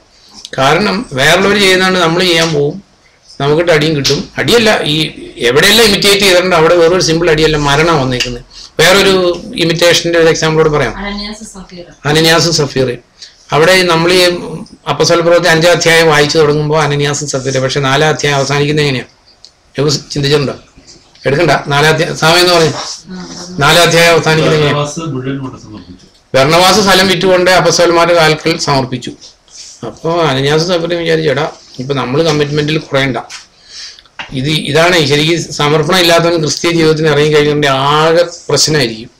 അനന്യാസും സഫീറയും വിറ്റ് കഴിഞ്ഞപ്പോൾ ഈ പറഞ്ഞ പോലെ മതിരിച്ചിട്ട് തുപ്പാനും പാടില്ല, കഴിച്ചിട്ട് ഇറക്കാനും പാടില്ല. ഇത് വിറ്റ് കഴിഞ്ഞാൽ പൈസ മുഴുവൻ കൊണ്ട് സമർപ്പിക്കാൻ മടി. എന്നാലും മുഴുവൻ കൊടുത്തില്ല എന്ന് പറഞ്ഞാൽ കമ്മിറ്റ്മെന്റ് കുറവാകും. അത് കാരണം കൊണ്ട് എന്തെങ്കിലും കുറച്ച് കൊടുത്തെങ്കിൽ ഒരു കുഴപ്പമില്ലായിരുന്നു. കുറച്ച് കൊടുത്തിട്ട് മുഴുവൻ ഉണ്ടെന്ന് പറഞ്ഞ കാരണം അവിടെയും മരണം സംഭവിച്ചു. നമ്മുടെ ജീവിതത്തിൽ നമ്മൾ അറിയേണ്ട ഒരു കാര്യം, ഈ ദൈവിക ജീവിതം എന്ന് പറയുന്നത് ദൈവമായിട്ടുള്ള പേഴ്സണൽ റിലേഷനാണ്. വേറൊരാൾ ചെയ്യുന്നതുകൊണ്ട് ഇമിറ്റേറ്റ് ചെയ്യാനുള്ള ഒരു കാര്യമല്ല.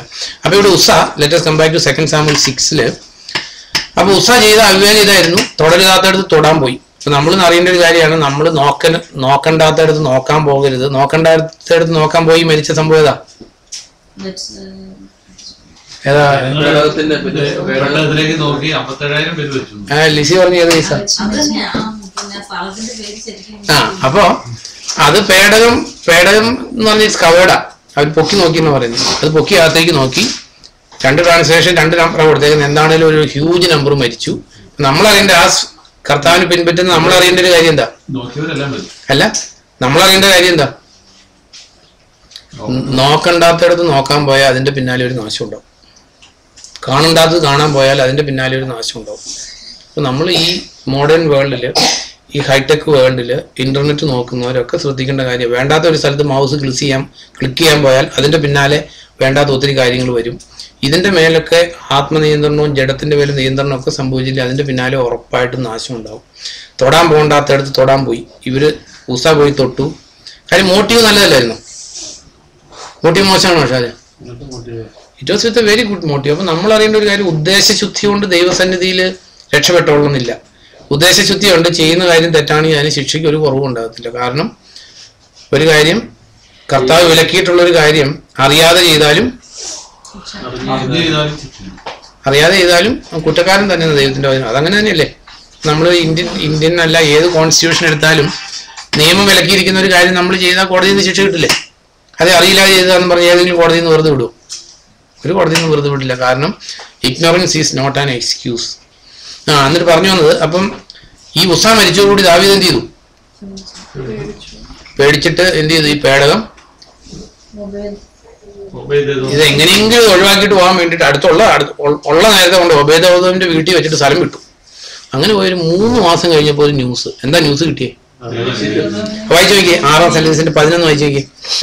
യഹോവയുടെ പെട്ടകം വിത്തിനായ ഓബേദ്ഏദോമിന്റെ വീട്ടിൽ 3 മാസം ഇരുന്നു. യഹോവ ഓബേദ്ഏദോമിനെയും അവരുടെ കുടുംബത്തെയൊക്കെയും അനുഗ്രഹിച്ചു. ഒരു കാര്യം ഞാൻ പറയാം, കർത്താവിനെ മാനസാന്തരപ്പെട്ട് കർത്താവിൽ വിശ്വസിച്ചാൽ 3 months is a very long time, എന്താ പറയുക, ടു സീ ദി ഫ്രൂട്ട്. ഉറപ്പായിട്ടും. അതായത് നമ്മൾ പ്രശ്നത്തിലിരിക്കുന്ന ഒരു മനുഷ്യൻ കടക്കണിയിലോ മനസമാധാനം ഇല്ലാതെ രോഗത്തിലോ നാശത്തിലോ ദുഃഖത്തിലോ ദുരിതത്തിലോ കർത്താവായ യേശു ക്രിസ്തുവിലേക്ക് മാനസാന്തരത്തോടെ കർത്താവിലോട്ട് തിരിഞ്ഞാൽ, നമ്മൾ അവിടെ കണ്ടു 10 ദിവസം കൊണ്ട് റിസൾട്ട് വന്നു. ഇവിടെ കണ്ടേക്കുന്നു 3 മാസം. 3 മാസം it's A very long time. അതായത് കർത്താവിലേക്ക് തിരിഞ്ഞാൽ വിത്തിൻ എ ഷോർട്ട് ടൈം ആ കുടുംബത്തിൽ അതിന്റെ അനുഗ്രഹം ഐശ്വര്യം ഉണ്ടാവും എന്നുള്ള കാര്യത്തിൽ അല്പം പോലും സംശയം വേണ്ട. കടക്കണിയിലിരിക്കുന്ന കുടുംബമാകട്ടെ രോഗത്തിന്റെ അല്ല, ഇവരൊക്കെ യഹൂദരാ. ഒബേദേദോമൊക്കെ വിശ്വാസം ഇല്ലാത്ത ആളൊന്നുമല്ല. ഒബേദേദോമിന്റെ മോനെയാണ് അതിന്റെ സേവയ്ക്ക് ഏൽപ്പിച്ചത്, അതിന് ശുശ്രൂഷനായിട്ട് മോനെ ഏൽപ്പിച്ചത്. അല്ലാതെ അവര് ചുമ്മാ രാജാവ് വെച്ചതുകൊണ്ടങ്ങ് വാങ്ങിച്ചു വെച്ച സാധനമൊന്നുമല്ല. നോ. അപ്പൊ എന്നിട്ട് 3 മാസം കഴിഞ്ഞപ്പോൾ കേട്ടു ഒബേദേദോമിന്റെ. അപ്പൊ നമ്മൾ അറിയേണ്ട ഒരു കാര്യം, ഈ കർത്താവിനെ സേവിക്കേണ്ട പോലെ സേവിച്ചാൽ അത് നന്മയല്ലാതെ തിന്മ കൊണ്ടുവരുന്ന ഒരു പ്രശ്നമേ ഉദിക്കുന്നില്ല. അതിന്റെ ഓപ്പോസിറ്റോടെ നമ്മൾ അറിയേണ്ട ഒരു കാര്യമാണ്, സേവിക്കേണ്ട പോലെ സേവിച്ചില്ലെങ്കിലോ നമ്മുടെ ദൈവമോ ദഹിപ്പിക്കുന്ന അഗ്നി. Our God is a consuming fire. ഇത് ഉസായെ കൺസ്യൂം ചെയ്തു, ഇത് അനേകരെ കൺസ്യൂം ചെയ്തിട്ടുണ്ട്. കൊറിന്ത സഭയിലെ ലോർഡ് സപ്പറിനോട് എന്താ പറയുന്നത്, ഇറവറന്റ് ആയിട്ട് കൈകാര്യം ചെയ്ത പലരും മരിച്ചു പോയിട്ടുണ്ട്. ഇത് ജീവനും മരണവും മാത്രം ഡീൽ ചെയ്യുന്ന ഒരു ടോപ്പിക്കാണ് ദൈവം. വേറെ മൂന്നാം വഴിയില്ല. ജീവനും മരണവും മാത്രമേ ഇവിടെ കൈകാര്യം ചെയ്യുന്നുള്ളൂ. അപ്പൊ ഇവിടെ ഒബേദേദോം, അപ്പൊ ദാവീദിന്, അപ്പം ഇത് അനുഗ്രഹമുള്ളതാണ് എല്ലാവർക്കും ഇഷ്ടമാണ്. അങ്ങനെ പല ആൾക്കാരും അവര് കർത്താവിനെ വിളിച്ചിട്ട് അവർക്ക് അനുഗ്രഹം എന്ന് പറഞ്ഞ് കർത്താവിനെ വിളിക്കാൻ പോയ അനുഗ്രഹം കിട്ടുമോ? ഒരിക്കലും കിട്ടത്തില്ല. അതിന്റെ കണ്ടീഷൻസ് അനുസരിച്ച്, ദൈവവചനത്തിന്റെ പ്രമാണങ്ങൾ അനുസരിച്ച് കർത്താവിനെ സേവിച്ചാൽ മാത്രമേ കർത്താവിൽ നിന്നുള്ള അനുഗ്രഹം ഐശ്വര്യം കിട്ടത്തുള്ളൂ. ഓബേദെദോമിനെയും കുടുംബത്തെയും ദൈവം അനുഗ്രഹിച്ചു. നമ്മുടെ ജീവിതത്തിൽ നമ്മളെ തന്നെ ഒന്ന് ശോധന ചെയ്ത് നോക്കും. നമ്മൾ കർത്താവിലോട്ട് വന്നിട്ട് നന്മയല്ലാതെ തിന്മ വന്നിട്ടുണ്ടോ? കർത്താവിനെ സേവിച്ചിട്ട് തിന്മ വന്നിട്ടുണ്ടെങ്കിൽ, ഇപ്പൊ ഈ ദാവീദിന്റെ ഒക്കെ ജീവിതത്തിൽ തിന്മ വന്ന പോലെ ആയിരിക്കും തിന്മ വന്നത്. നമുക്ക് നല്ല അടിയും പെടയൊക്കെ കിട്ടിയിട്ടുണ്ടെങ്കിൽ അതിനുള്ള കാര്യം നമ്മൾ അർഹിക്കുന്നേക്കാൾ കുറഞ്ഞൊരു ശിക്ഷയായിരിക്കും ദൈവം തന്നിട്ടുണ്ട്. അപ്പൊ ഇവിടെ പിന്നെ അപ്പൊ ദാവീദ് എന്ത് ചെയ്തു? ദാവീദ് പറഞ്ഞു ഇങ്ങനെ അനുഗ്രഹമുള്ളതാണ്, നമുക്ക് വിട്ടിട്ട് പോകാൻ പറ്റില്ല. അപ്പോൾ ഒന്ന് ഇൻവെസ്റ്റിഗേറ്റ് ചെയ്തു, ഒന്ന് നിയമമൊക്കെ എടുത്തൊന്ന് വായിക്കാൻ നോക്കിയപ്പോൾ ഒരു കാര്യം മനസ്സിലായി, ഇത് നമ്മൾ വണ്ടിയിൽ വെച്ചുകൊണ്ട് പോകേണ്ട സാധനമല്ല, ചുമക്കേണ്ട സാധനമാണ്. അപ്പൊ എന്നിട്ട് അതിനെക്കുറിച്ച് പിന്നീട് ദാവീദ് ഒരു മാനസാന്തരത്തിന്റെ ഒരു സ്റ്റേറ്റ്മെന്റ് ഫസ്റ്റ് ക്രോണിക്കിൾസ് 15:3 1 ദിനവൃത്താന്തം 15 അധ്യായത്തിൽ ദാവീദ് അതിനെക്കുറിച്ച് പിന്നെ പറയുന്നത് 1 ദിനവൃത്താന്തം കർത്താവിന്റെ പേടകം അതിനു വേണ്ടി ഒരുക്കിയിരിക്കുന്ന സ്ഥലത്തേക്ക് കൊണ്ടുവരുവാൻ ദാവീദ് ഇസ്രായേലിനെ മുഴുവൻ അഹ്റോന്റെ പുത്രന്മാരെയും ലേവ്യരെയും ദാവീദ് വിളിച്ചു. കാഹേദിന്റെ പുത്രന്മാരിൽ നിന്ന് പ്രധാനിയായ 13 ആദ്യം നിങ്ങൾ അത് ചുമക്കാതിരുന്നത് കൊണ്ടാണ്, വിധിപ്രകാരം അത് നിർവഹിക്കാൻ നാം ശ്രദ്ധിക്കാതിരുന്നത് കൊണ്ടാണ് നമ്മുടെ ദൈവമായ കർത്താവ് നമുക്ക് നാശമുണ്ടാക്കിയത്. അപ്പോൾ ഇത് നമ്മൾ അറിഞ്ഞിരിക്കുന്ന ഒരു കാര്യമാണ്. നമ്മൾ ഈ കർത്താവിന്റെ മാർഗത്തെ വിധിപ്രകാരം അല്ലാതെ വേറെ ഒരു വിധത്തിലും നമുക്കിതിനെ കൈകാര്യം ചെയ്യാൻ നമുക്ക് റൈറ്റും ഇല്ല. നമ്മൾ വെറും നമ്മുടെ കയ്യിലിരിക്കുന്ന ഈ ബൈബിള് എന്താ ഇത് ഒറിജിനൽ കോപ്പിയല്ല. എന്താ സാമ ഇത്? ട്രാൻസ്ലേഷൻ അല്ല, ഇത് ഫോട്ടോ കോപ്പിയാ. ഈ 119 സങ്കീർത്തനെ 159 സെന്റൻസ് വായിച്ചെങ്കിൽ, അല്ല 89 സെന്റൻസ്, 119 89 വായിച്ചെങ്കിൽ. കർത്താവേ നിന്റെ വചനം സ്വർഗ്ഗത്തിൽ ശാശ്വതമായി ഉറപ്പിച്ചിരിക്കുന്നു. അതെ, കർത്താവ് നിന്റെ വചനം സ്വർഗത്തിൽ ശാശ്വതമായിട്ട് ഉറപ്പിച്ചിരിക്കുന്നു. ഇതൊക്കെ ഇതിന്റെ എന്താ പറയുന്ന പേരൻ കോപ്പി സ്വർഗത്തിൽ ഇരിക്കുന്നുണ്ട്. ഇത് നമുക്കൊന്നും ഇത് മാറ്റാൻ മറിക്കാൻ പറ്റത്തില്ല. ഇത് അതിന്റെ ട്രാൻസ്ലേഷനോ അല്ലെങ്കിൽ കൈയെഴുത്ത് പ്രതി എന്തോ ആയിക്കൊള്ളട്ടെ, ഒറിജിനൽ സാധനം സ്വർഗത്തിൽ, കർത്താവ് നിന്റെ വചനം സ്വർഗത്തിൽ ശാശ്വതമായിട്ട് ഉറപ്പിച്ചു വെച്ചേക്കും. 89. അപ്പോ ഈ സാധനം ഇപ്പൊ ദാവീദ് ഒരു കാര്യം കണ്ടെത്തി. എന്ത് കണ്ടെത്തി? ഉസ മരിക്കാൻ കാരണം എന്തായിരുന്നു? അത് ജനറൽ ആയിട്ട് പറഞ്ഞാല് ഒറ്റ വൺ വേർഡിൽ പറഞ്ഞ എന്തായിരുന്നു ഉസ മരിക്കാൻ കാരണം? അല്ല, ഇഗ്നറൻസ് അല്ല, അത് വിധിപ്രകാരം കൈകാര്യം ചെയ്യാത്തതുകൊണ്ടാണ്. ഈ കർത്താവിന്റെ പേടകം വഹിക്കുന്നവരാ നമ്മളെല്ലാവരും. നമ്മൾ ഇന്ന് നോഹിന്റെ പേടകം എന്തിന്റെ നിഴലായിരുന്നു? സഭയുടെ നിഴലായിരുന്നു. ഇന്ന് സഭയെ നമ്മളെല്ലാം പുതിയ നിയമസഭയുടെ അംഗങ്ങളും സഭയെ കൈകാര്യം ചെയ്യുന്നവരാ. ഈ സഭയുടെ കാര്യത്തില് ഇതിപ്പം വലിയ സീരിയസ് ആയിട്ടുള്ള കാര്യമൊന്നുമല്ല. ഇപ്പം ഒന്ന് ഉത്സാഹം പിടിച്ചെന്ന് എഴുതി ഇപ്പം എന്തായിരുന്നു കുഴപ്പം? അങ്ങനെ നമ്മൾ ചിന്തിക്കും, അത് ചെയ്തില്ലെന്ന് എഴുതി എന്താ കുഴപ്പം? അതിപ്പോ ഒരു സിംബോളിക് അല്ലേ. ഇപ്പൊ സ്നാനത്തെ കുറിച്ചാണ് ആൾക്കാർ പറയുക, ഇപ്പൊ സിംബോളിക് അല്ലേ, അത് കുഴപ്പമില്ല. ഇപ്പൊ ലോർഡ് സപ്പർ സിംബോളിക് അല്ലായിരുന്നു? ലോർഡ് സപ്പർ സിംബോളിക്കാ. ഈ പേടകം സിംബോളിക് അല്ലായിരുന്നു. അല്ലാതെ അത് കരുവേലകത്തടിയും പിച്ചളയും ഇങ്ങനെയൊക്കെയുള്ള സാധനമായിരുന്നു. അതേ തൊട്ടു, അത് സിംബോളിക് അല്ലായിരുന്നു. അല്ലെങ്കിൽ ബാപ്റ്റിസം സിംബോളിക് ആണ്, ലോർഡ് സപ്പർ സിംബോളിക് ആണെങ്കിൽ ബൈബിൾ ഈസ് ഫുൾ ഓഫ് സിംബൽസാ മുഴുവൻ. പക്ഷെ സിംബൽസിന് ദൈവം ഇത്തിരി ഗൗരവം കൊടുക്കുന്നുണ്ട്. അപ്പൊ ഇവിടെ ദാവീദ് പറഞ്ഞൊരു കാര്യം, ചട്ടപ്രകാരം അത് കൊണ്ടു നടക്കാൻ ഇപ്പൊ സഭയുടെ കാര്യം എടുത്തു. നമ്മളെ സംബന്ധിച്ച് ഇന്നിപ്പോ ഈ ദാവീദിന്റെ പേടകം നോക്കണ്ട, അത് നോക്കണ്ട, നോഹയുടെ പേടകം നോക്കണ്ട, ഒന്നും നോക്കണ്ട, അതെല്ലാം നിഴലുകളായിരുന്നു. ഇന്ന് നമുക്ക് ആക്ഷരികമായിട്ട് കർത്താവിന്റെ സഭയുണ്ട്. കർത്താവിന്റെ സഭയിൽ അപ്പസ്തോലന്മാർ പഠിപ്പിച്ച ക്രിസ്ത്യാനിറ്റി വളരെ ക്ലിയർ ആയിട്ട് വരച്ചു കിട്ടിയിട്ടുണ്ട്. എന്നാൽ അതിനോട് എന്തെങ്കിലും കൂട്ടവും കുറയ്ക്കുകയും ചെയ്യാതെ സ്ട്രിക്ട്ലി വിത്തിൻ ദി ലിമിറ്റ് ആയിട്ട് പോകാനുള്ള ഒരു കമ്മിറ്റ്മെന്റ് എങ്കിലും ഉള്ള ആൾക്കാർ കണ്ടു കിട്ടാനില്ല. നമ്മളാരും പെർഫെക്റ്റ് എന്നല്ല, എന്നാൽ കമ്മിറ്റ്മെന്റ് വേണ്ടേ? എനിക്ക് എൻ്റെ കർത്താവിന്റെ വചനപ്രകാരം തന്നെ പോകണം, അതിൽ നിന്ന് ഞാൻ ഇടം വലം വ്യതിചലിക്കില്ല. കർത്താവ് ഒരു കാര്യം ചെയ്യരുതെന്ന് പറഞ്ഞാൽ അത് ചെയ്യില്ല. കർത്താവ് പറഞ്ഞിരിക്കുന്നതിനപ്പുറത്തേക്ക് ഒന്നും എനിക്ക് വേണ്ട എന്നുള്ള കടും പിടുത്തം, അല്ലെങ്കിൽ സ്ട്രിക്റ്റ് ആയിട്ട് കർത്താവിന്റെ വചനം അനുസരിച്ച് പോകണം എന്നുള്ള അങ്ങനെ ഒരു കമ്മിറ്റ്മെന്റ് ഉള്ള ആൾക്കാരെ തന്നെ കാണാൻ ലോകത്തിൽ കിട്ടാനില്ല. ഞാൻ പറഞ്ഞു, we are all with lot of shortcomings, failures വരാൻ ജീവിതത്തിൽ. എന്നാൽ നമുക്കങ്ങനെ ഒരു ആഗ്രഹം പോലും ഇല്ല. എന്തോ 1 Corinthians 4:6 വായിക്കുമ്പോൾ, 1 Corinthians 4:6 യോശാനെന്ന് വായിക്കണം, അല്ലെ NIV വായിക്കുവാണെങ്കിൽ ആ NIV ട്രാൻസ്ലേഷൻ ഉള്ള പിള്ളേരുന്ന് വായിക്കാം. സഹോദരരെ, ഇവയെല്ലാം എന്നെ കുറിച്ചും അപ്പോളോസിനെ കുറിച്ചും ഞാൻ പറഞ്ഞത് നിങ്ങളുടെ നന്മയ്ക്കാണ്. എഴുതപ്പെട്ടിരിക്കുന്നതിനെ മറികടക്കരുത് എന്ന ചൊല്ലി ഞങ്ങളിൽ നിന്ന് നിങ്ങൾ പഠിക്കേണ്ടതിനാണ്. എഴുതപ്പെട്ടിരിക്കുന്നതിനെ മറികടക്കരുത്. ശരി, നമുക്ക് ഒത്തിരി കോൺട്രവേഴ്സി ഉണ്ട്, ഒത്തിരി കാര്യങ്ങളുണ്ട്.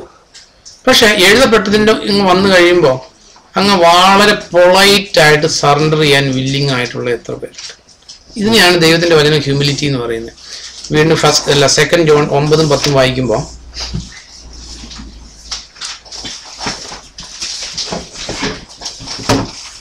ക്രിസ്തുവിന്റെ പഠനത്തിൽ ഉറച്ചു നിൽക്കാതെ മറികടന്നു പോകുന്ന ആർക്കും ദൈവമില്ല. ഈ പഠനത്തിൽ ഉറച്ചു നിൽക്കുന്ന പിതാവും പുത്രനും ഉണ്ടായിരിക്കും. അതെ, ദൈവത്തിന്റെ വചനത്തിൽ ഇങ്ങനെ എല്ലാം റിപ്പീറ്റഡ് ആയിട്ട് പറയുന്നുണ്ട്. കർത്താവ് പറഞ്ഞു, പിന്നെ കർത്താവ് തന്നെ ദൈവത്തിന്റെ വചനത്തെ കുറിച്ച് പറഞ്ഞിരിക്കുന്നത് ഈ ജോൺ 10:35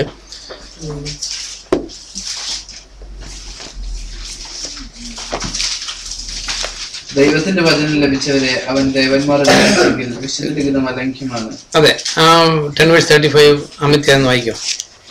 ഇംഗ്ലീഷിൽ അതിന് ബ്രാക്കറ്റ് കൊടുത്തേക്കുന്നു. Scripture cannot be broken. Scripture cannot be broken. അത് നമ്മൾ കർത്താവ് പറഞ്ഞ, വേറെ ആരും പറഞ്ഞ കാര്യമില്ല. Scripture cannot be broken. ഇത് ഉണ്ടല്ലോ, എല്ലാത്തിലും ഉണ്ട്. Scripture cannot be broken. അതായത് ദൈവം ഒന്ന് അരുളി ചെയ്താൽ അത് സംഭവിച്ചേ പറ്റൂ. കർത്താവിന്റെ ക്രൂശീകരണാകാറായപ്പോൾ കർത്താവ് പറഞ്ഞു, നിങ്ങളെല്ലാം എന്നെ വിട്ടുപോകും, കാരണം ഇഴയിനെ അടിക്കും ആടുകൾ ചിതറപ്പെടുമെന്ന് എഴുതിയിട്ടുണ്ട്, അതുകൊണ്ട് നിങ്ങളെല്ലാം എന്നെ ഉപേക്ഷിച്ചു പോകും. വേറൊരു സ്ഥലത്ത് കർത്താവ് പറഞ്ഞു, പത്രോസിനോട് പറഞ്ഞു, പത്രോസ് വാളെടുത്ത് വെട്ടിയപ്പോൾ പറഞ്ഞു, 12 വ്യൂഹം മാലാഖമാരെ അയച്ച് ഈ സാഹചര്യത്തിൽ എന്നെ രക്ഷിക്കാൻ എൻ്റെ പിതാവിനോട് എനിക്ക് പ്രാർത്ഥിക്കാൻ കഴിയില്ലെന്ന് നീ വിചാരിക്കുന്നു, പക്ഷേ എഴുതപ്പെട്ടത് എങ്ങനെ നിറവേറും. വീണ്ടും നമ്മൾ ദൈവത്തിന്റെ വചനത്തിൽ വായിക്കുന്ന ശാപത്തില് മൃതശരീരങ്ങൾ കുരിശി കിടക്കാൻ പാടില്ല, അതുകൊണ്ട് അവരുടെ കണങ്കാല് തകർത്ത് അവരെ കുരിശിൽ നിന്ന് പെട്ടെന്ന് മരിച്ചിട്ട് ഇറക്കാൻ വേണ്ടിയിട്ട് അവർ വന്നു. ഈ മറ്റ് കള്ളന്മാരുടെ കാല് തകർത്ത് കർത്താവിൻ്റെ അടുത്ത് വന്നപ്പം അവൻ ഓൾറെഡി മരിച്ചു കഴിഞ്ഞിരുന്നു. അതുകൊണ്ട് ഒരു പടയാളി വിലാപ്പുറത്ത് കുത്തി. 2 സ്ക്രിപ്ചർ, ഒന്ന് തങ്ങൾ കുത്തി മുറിവേൽപ്പിച്ചവനിലോട്ട് അവർ തിരിയുമെന്ന് സക്രിയ പ്രവചനത്തിലുണ്ടായിരുന്നു. പിന്നെ വേറൊരു കാര്യം ഉണ്ടായിരുന്നു, അവന്റെ അസ്ഥികളൊന്നും. ഇങ്ങനെ everything is going according to scripture. പക്ഷെ നമ്മളെ സംബന്ധിച്ച് പലപ്പോഴും വിശ്വാസിയും അവിശ്വാസിയൊക്കെ പറഞ്ഞാൽ അതിപ്പോ ബൈബിളിലുണ്ടെങ്കിലും അത് അത്ര കുഴപ്പമുള്ള കാര്യമല്ലല്ലോ, അത് ചെയ്തില്ലേലും സ്വർഗത്തിൽ പോവില്ലോ. ഇങ്ങനെ പറയുന്ന ആൾക്കാർക്ക് എങ്ങനെ ദൈവത്തെ പ്രീതിപ്പെടുത്തി ലോകത്തിൽ ജീവിക്കാൻ പറ്റും? ഒരിക്കലും പറ്റത്തില്ല. നമ്മൾ എന്നും നഷ്ടക്കാരും നാശക്കാരുമായിരിക്കും. അപ്പൊ ഇതിൽ നമ്മൾ ദാവീദ് പറഞ്ഞ പോലെ ആ വിധിപ്രകാരം ചട്ടപ്രകാരം നമ്മൾ കർത്താവിനെ സേവിച്ചാൽ ഒബേദെദോമിന്റെ കുടുംബത്തെ അനുഗ്രഹിച്ച ദൈവം, ദാനിയേലിന് 10 ദിവസം കൊണ്ട് റിസൾട്ട് കൊടുത്ത ദൈവം, ദാനിയേലിന്റെ ജീവിതത്തിൽ അതാ നമ്മൾ ചിന്തിച്ചു വന്ന പോയിന്റ്, കർത്താവിൽ പ്രാഗൽഭ്യം. പൗലോസ് പറഞ്ഞു, I can do everything. Daniel പറഞ്ഞു, യു ഗിവ് മി 10 days, 10 ദിവസം കൊണ്ട് നോക്ക്. ആ ദാനിയേലിലേക്ക് ക്യാരക്ടർ നമ്മൾ പഠിക്കുമ്പോൾ എന്താണ്? കർത്താവിന് വേണ്ടി ജീവിക്കാൻ. അപ്പൊ നമ്മൾ ചിന്തിച്ച പോലെ എല്ലാം സ്റ്റാർട്ട് ചെയ്യുന്ന എവിടെന്നാ? ഡിസിഷനാണ് കർത്താവിന് വേണ്ടി. ഈ ഡിസിഷന്റെ മുമ്പിൽ എല്ലാ സാഹചര്യവും മുട്ടുമുടക്കും. നമ്മുടെ ബന്ധക്കാർ മുട്ടുമടക്കും, പള്ളിക്കാർ മുട്ടുമടക്കും, സമുദായം മുട്ടുമടക്കും, ഭാര്യ മുട്ടുമടക്കും, ഭർത്താവ് മുട്ടുമടക്കും. അതായത് നമുക്ക് വേണ്ടി ഈ തീരുമാനം എടുത്തു കഴിയുമ്പോൾ പ്രവർത്തിക്കുന്നവൻ ദൈവം, സ്വർഗത്തിൽ നിന്ന് ദൈവം പ്രവർത്തിക്കാൻ തുടങ്ങും. ഈ നെഹമ്യായുടെ പുസ്തകം എടുക്കുമ്പോൾ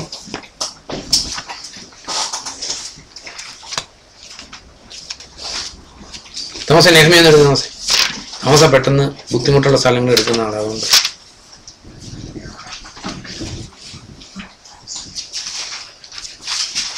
നെഹമ്യ ചാപ്റ്റർ 2-ല് 2-ന്റെ 8-9 വായിച്ചു. 8 വായിച്ചാൽ മതി.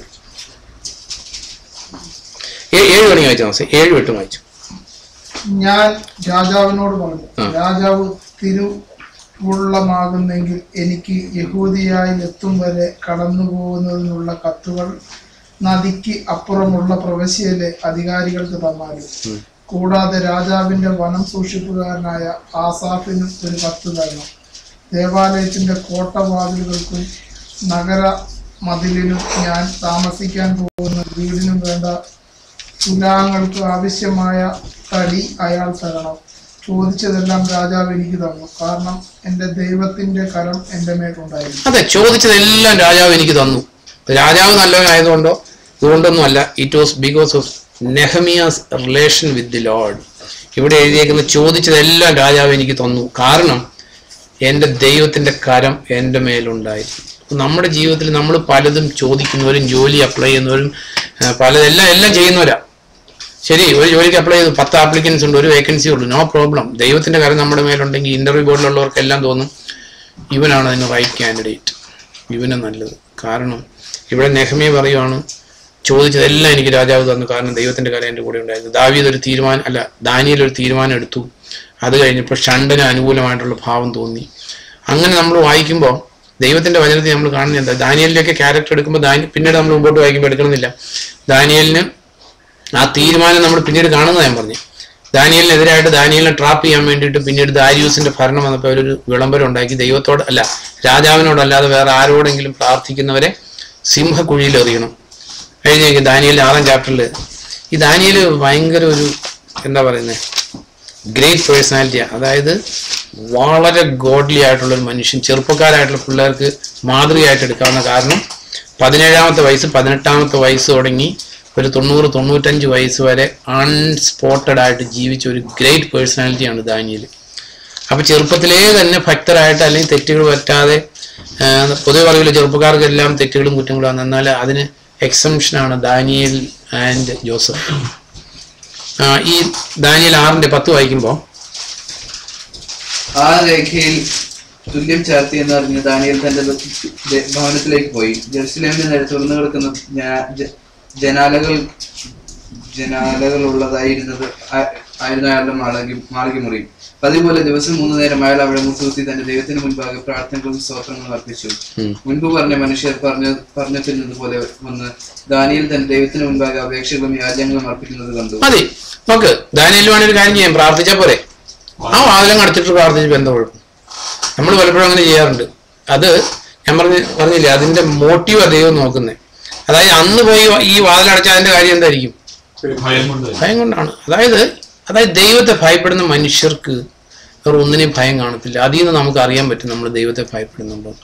അതായത് ദൈവം സുപ്രീം സോവറിനാണെന്നും ഈ ദാനിയേലിന്റെ ശരീരത്തെ സ്പർശിക്കണമെങ്കിൽ ദൈവത്തിന്റെ പെർമിഷൻ ഇല്ലാതെ തൊടാൻ പറ്റില്ല എന്നുള്ള നല്ല കോൺഫിഡൻസ് ഉള്ളതുകൊണ്ട് ദാനിയേൽ ഇവിടെ എഴുതിയിരിക്കുന്നത് എന്താ പതിവ് പോലെ. കാരണം യഹൂദർക്ക് ജെറുസലേം എന്ന് പറയുന്ന അവരുടെ, കാരണം ബാബിലോണിൽ ചെല്ലുമ്പോൾ ജെറുസലേം എവിടെയായിരിക്കും? വടക്കായിരിക്കില്ലേ? എവിടെയെങ്കിലും ആട്ടെ, അവിടെയുള്ള ചെറിയ ചെറിയ വ്യത്യാസങ്ങളാ. സൗത്താണ്, സൗത്തിലോട്ടല്ലേ പോകുന്നത് ബാബിലോൺ. എന്തെങ്കിലും ആട്ടെ, വെസ്റ്റോ വടക്കോ എന്തോ ആട്ടെ. എന്താണേലും ഇപ്പൊ ഈ മുസ്ലിങ്ങൾ മെക്ക മദീനയിലേക്ക് തിരിഞ്ഞിരിക്കുന്നു പറഞ്ഞ പോലെയാണ് യഹൂദര്. അവര് ജെറുസലേമിലേക്ക് തുറന്നു കിടക്കുന്ന വാതില് നമുക്ക്. അതായത് കർത്താവിൽ വിശ്വസിക്കുന്ന മനുഷ്യൻ, കർത്താവ് പറഞ്ഞു നിന്റെ ശരീരത്തെ കൊല്ലുന്നവനെ നീ ഭയപ്പെടേണ്ട, ആത്മാവിനെയും ശരീരത്തെയും കൊല്ലുവാൻ അധികാരമുള്ളവന് ഭയപ്പെട്ടാൽ മതി. ദാനിയേല് നോക്ക്, ആ തീരുമാനം എല്ലാ സ്ഥലത്തും ഉണ്ട്. അല്ല നമ്മൾ കാണുന്ന പോലെയല്ല.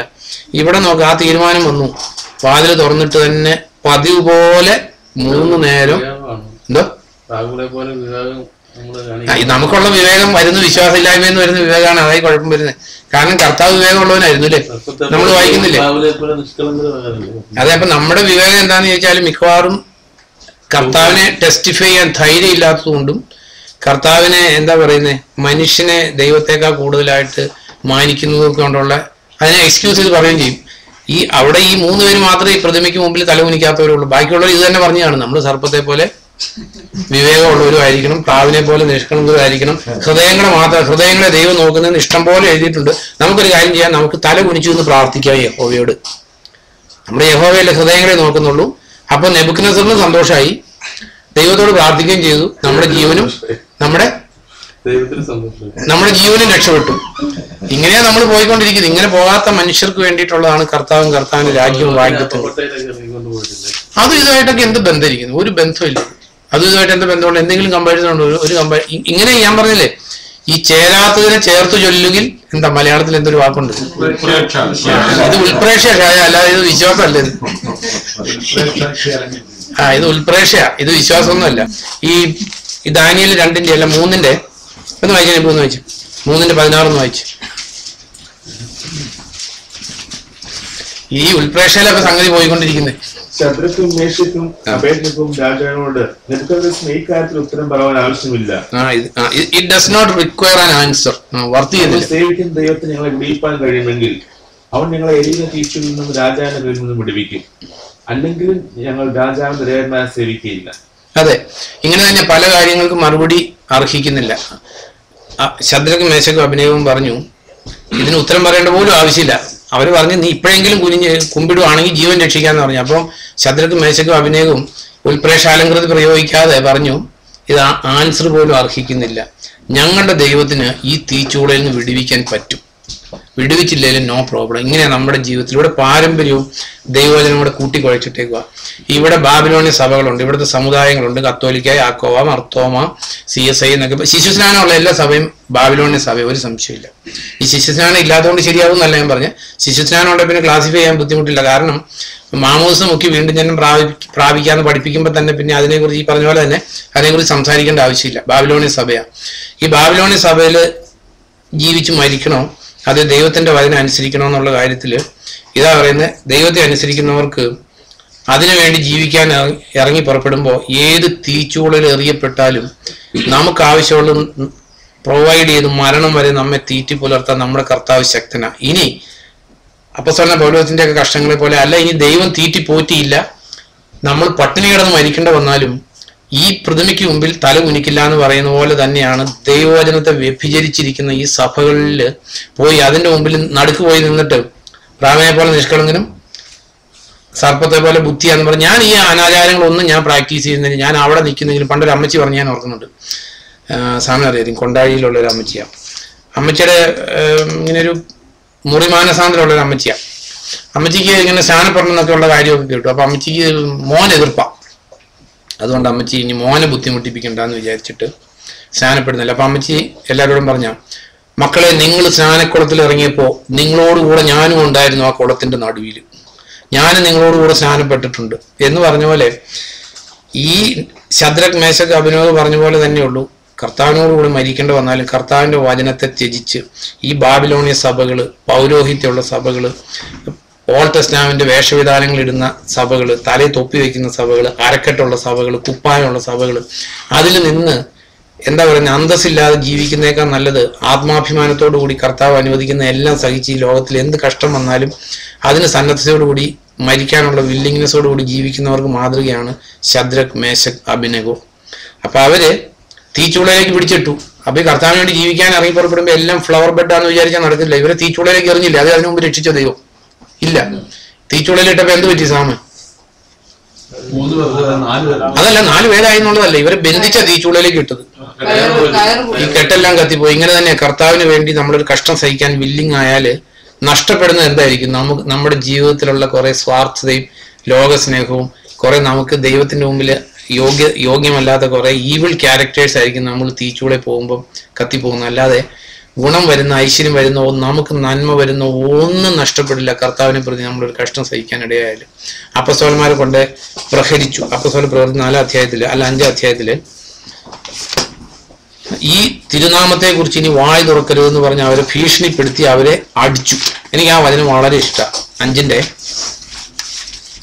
അപ്പസ്തോല പ്രവൃത്തി 5 അധ്യായത്തില് വായിക്കോ. സത്യം ബ്യൂട്ടിഫുൾ എന്ന് വായിക്കോ. 5-ന്റെ 5:41 എന്ന് വായിക്കോ. അല്ല 40-41 വായിച്ചോ സമയം. അവർ അവനെ അനുസരിച്ച് അപ്പോസ്തലന്മാരെ വരുത്തി അടുപ്പിച്ചു. ഇനി യേശുവിന്റെ നാമത്തിൽ സംസാരിക്കരുതെന്ന് കൽപ്പിച്ച് അവരെ വിട്ടയച്ചു. തിരുനാമത്തിന് വേണ്ടി അവമാനം സഹിക്കാൻ യോഗ്യരായി എണ്ണപ്പെടുകയാൽ അവർ സന്തോഷിച്ചുകൊണ്ട് ന്യായാധിപ സംഘത്തിന് മുമ്പിൽ നിന്ന് പുറപ്പെട്ടു. അതെ, തിരുനാമത്തെ ചൊല്ലി അപമാനം സഹിക്കാൻ യോഗ്യരായി എണ്ണപ്പെട്ടതോർത്ത് അവര് സന്തോഷിച്ചുകൊണ്ട് പോയി. അയ്യോ ആകെ ഗതികേടാ, കർത്താവിന് വേണ്ടി ഇറങ്ങി പുറപ്പെട്ടതിന് ശേഷം ആകെ ബുദ്ധിമുട്ടാ, വീട്ടിൽ പ്രശ്നം, നാട്ടിൽ പ്രശ്നം, ബന്ധക്കാരുടെ ഇടയിൽ പലരെ സാക്ഷ്യം കേട്ടാൽ എന്തോ വലിയ കഷ്ടം സഹിച്ച പോലെ കർത്താവിന് വേണ്ടിയിട്ട്. സഹിച്ച കഷ്ടം എന്തായിരിക്കും അറിയാം, പലപ്പോഴും കേട്ടാൽ നമുക്ക് പറയാൻ പോലും കൊള്ളാത്തതായിരിക്കും. അത് ശരി, നീ നമ്മുടെ സമുദായമൊക്കെ വിട്ടെന്ന് പറയുന്ന കേട്ടല്ലോ, അല്ലെങ്കിൽ നീ പെന്തിക്കോസായി എന്ന് പറയുന്ന കേട്ടല്ലോ, അല്ലെങ്കിൽ നീ ബൈബിളും ഒക്കെ എടുത്തുകൊണ്ടാണ് പോണേ. ഇതൊക്കെയാണ് കർത്താവിന് വേണ്ടി വലിയ കഷ്ടം സഹിച്ചതിന്റെ ലിസ്റ്റുകൾ നമ്മൾ എഴുതുമ്പോൾ ഉള്ള ലിസ്റ്റുകളാണ് ഇത്. നമുക്ക് അവരെ കൊണ്ട് പരസ്യമായിട്ട് പ്രഹരിച്ച് കഴിയുമ്പോൾ അവരെ സംബന്ധിച്ച് അവരുടെ സാക്ഷി എന്തായിരുന്നു? വലിയ കണ്ണീരും കയ്യുമായിരുന്നു അവര് തിരുനാമത്തെ കുറിച്ച് അവരുടെ കൺമുമ്പിൽ കണ്ട കർത്താവ് ക്രൂശിക്കപ്പെടുന്നത്. അതായത് അവർക്ക് നന്മയല്ലാതെ ഒരു തിന്മയും ചെയ്തിട്ടില്ലാത്ത കർത്താവ്, ആ കർത്താവ് പരസ്യ പരിഹാസ വിഷയമാണ്, പീഡിപ്പിക്കപ്പെടുന്നത്, അല്ലെങ്കിൽ ചാട്ടയാടി കൊള്ളുന്നത്, രക്തത്തിൽ കുളിച്ച് നിൽക്കുന്ന കണ്ടവര് അവർ ആലോചിച്ചു, അവർക്കൊരു കഷ്ടം സഹിച്ചപ്പോൾ അല്പമെങ്കിലും നമുക്കും കർത്താവ് സഹിച്ച കഷ്ടത്തിന്റെ അതിൽ പങ്കുചേരാനല്ല. പൗലോസ് പറയുന്ന പോലെ ക്രിസ്തുവിന്റെ സഹനം, സഭയ്ക്ക് വേണ്ടി ക്രിസ്തു സഹിച്ചതിലുള്ള കുറവ് നികത്താൻ പറ്റിയതിലുള്ള ഭാഗ്യം, അല്ലെങ്കിൽ അവർ പറയാണ് തിരുനാമത്തെക്കുറിച്ച് അപമാനം സഹിക്കാൻ, പ്രഹരമേൽക്കാൻ എന്തായി കണ്ടതുകൊണ്ടാ? യോഗ്യരായി കണ്ടതിനെ കുറിച്ച് അവർ സന്തോഷിച്ചു. നമ്മുടെ ജീവിതത്തിൽ നമ്മൾ കർത്താവിന് വേണ്ടി ഒന്നും ചെയ്യാനും ഒന്നും സഹിക്കാനും ഒന്നും കഷ്ടപ്പെടാനും തയ്യാറില്ല. ഫിലിപ്പിയ ലേഖനത്തിൽ നമ്മൾ വായിക്കാം 1:29, "It is appointed for you not only to believe but also to suffer for his sake." അപ്പൊ നമ്മളെ സംബന്ധിച്ച് നോക്ക്, ഇങ്ങനെയുള്ള വിശ്വാസ വീരന്മാരുടെ മാതൃകകളുണ്ട്. അവരുടെ ജീവിതത്തിന് വിലയുള്ളതായിട്ട് എണ്ണിയില്ല. അപ്പസ്തലനായ പൗലോസ് പറയുന്നത്, ഞാൻ എനിക്ക് തന്നെ അപ്പസ്തല പ്രവൃത്തി 20:24 വായിക്കുമ്പോൾ, എങ്കിലും എന്റെ ജീവൻ എന്തെങ്കിലും വിലയുള്ളതായോ എനിക്ക് തന്നെ വിലപ്പെട്ടതായോ ഞാൻ പരിഗണിക്കുന്നില്ല. കർത്താവായ യേശുവിൽ നിന്ന് ഞാൻ സ്വീകരിച്ച ശുശ്രൂഷയും ദൗത്യവും പൂർത്തിയാക്കണമെന്നും ദൈവകൃപ. അതെ, അതാണ് പൗലോസിന്റെ ജീവിതത്തിന്റെ വിക്ടറി. ഇതാണ്, അതായത് പൗലോസിന്റെ ജീവിതത്തിന് എന്തെങ്കിലും വിലയുള്ളതായിട്ട് പൗലോസ് കരുതിയില്ല. അതായത് നോക്ക്, കർത്താവ് കയറിയിരുന്ന കഴുതയുടെ മുമ്പിൽ ആൾക്കാർ തുണി വിരിച്ചു. കഴുത വിചാരിച്ചിട്ടുണ്ടാവും, ഓ എന്നെ കണ്ടിട്ടാ തുണി വിരിക്കുന്നത്. കർത്താവ് കഴുതയുടെ പുറത്തിറങ്ങി ആ കഴുതയ്ക്ക് എന്തെങ്കിലും വിലയുണ്ടോ എന്ന് പറഞ്ഞാലേ ഉള്ളൂ നമ്മുടെ ഗ്രേറ്റ്നെസ്. നമ്മൾ ഗ്രേറ്റ് ആണ്, വി ആർ കിങ്സ്. നമ്മുടെ രാജാക്കന്മാരും നമ്മുടെ പ്രഭുക്കന്മാരും ഒക്കെയാണ്. പക്ഷെ നമ്മൾ രാജാക്കന്മാരും പ്രഭുക്കന്മാരും ആയിരിക്കുന്നത് എന്തുകൊണ്ടാണ്? നമ്മൾ കർത്താവിന്റെ പുറത്തിരിക്കുന്നതുകൊണ്ട്, അല്ലെങ്കിൽ നമ്മൾ കർത്താവിനെ വഹിക്കുന്നതുകൊണ്ട് മാത്രമുള്ള യോഗ്യതയാണെന്നുള്ള കാര്യം നമ്മൾ ഒരിക്കലും മറക്കരുത്. അപ്പം നമ്മൾ ശൂന്യരാണ് എന്ന് നമ്മൾ എത്രത്തോളം നമ്മളെ താഴ്ത്തുന്നോ അത്രത്തോളം ദൈവം നമ്മളെ എക്സാൾട്ട് ചെയ്യും. ഈ മത്തായിയുടെ സുവിശേഷം 20:25 തുടങ്ങി വായിക്കുമ്പോൾ,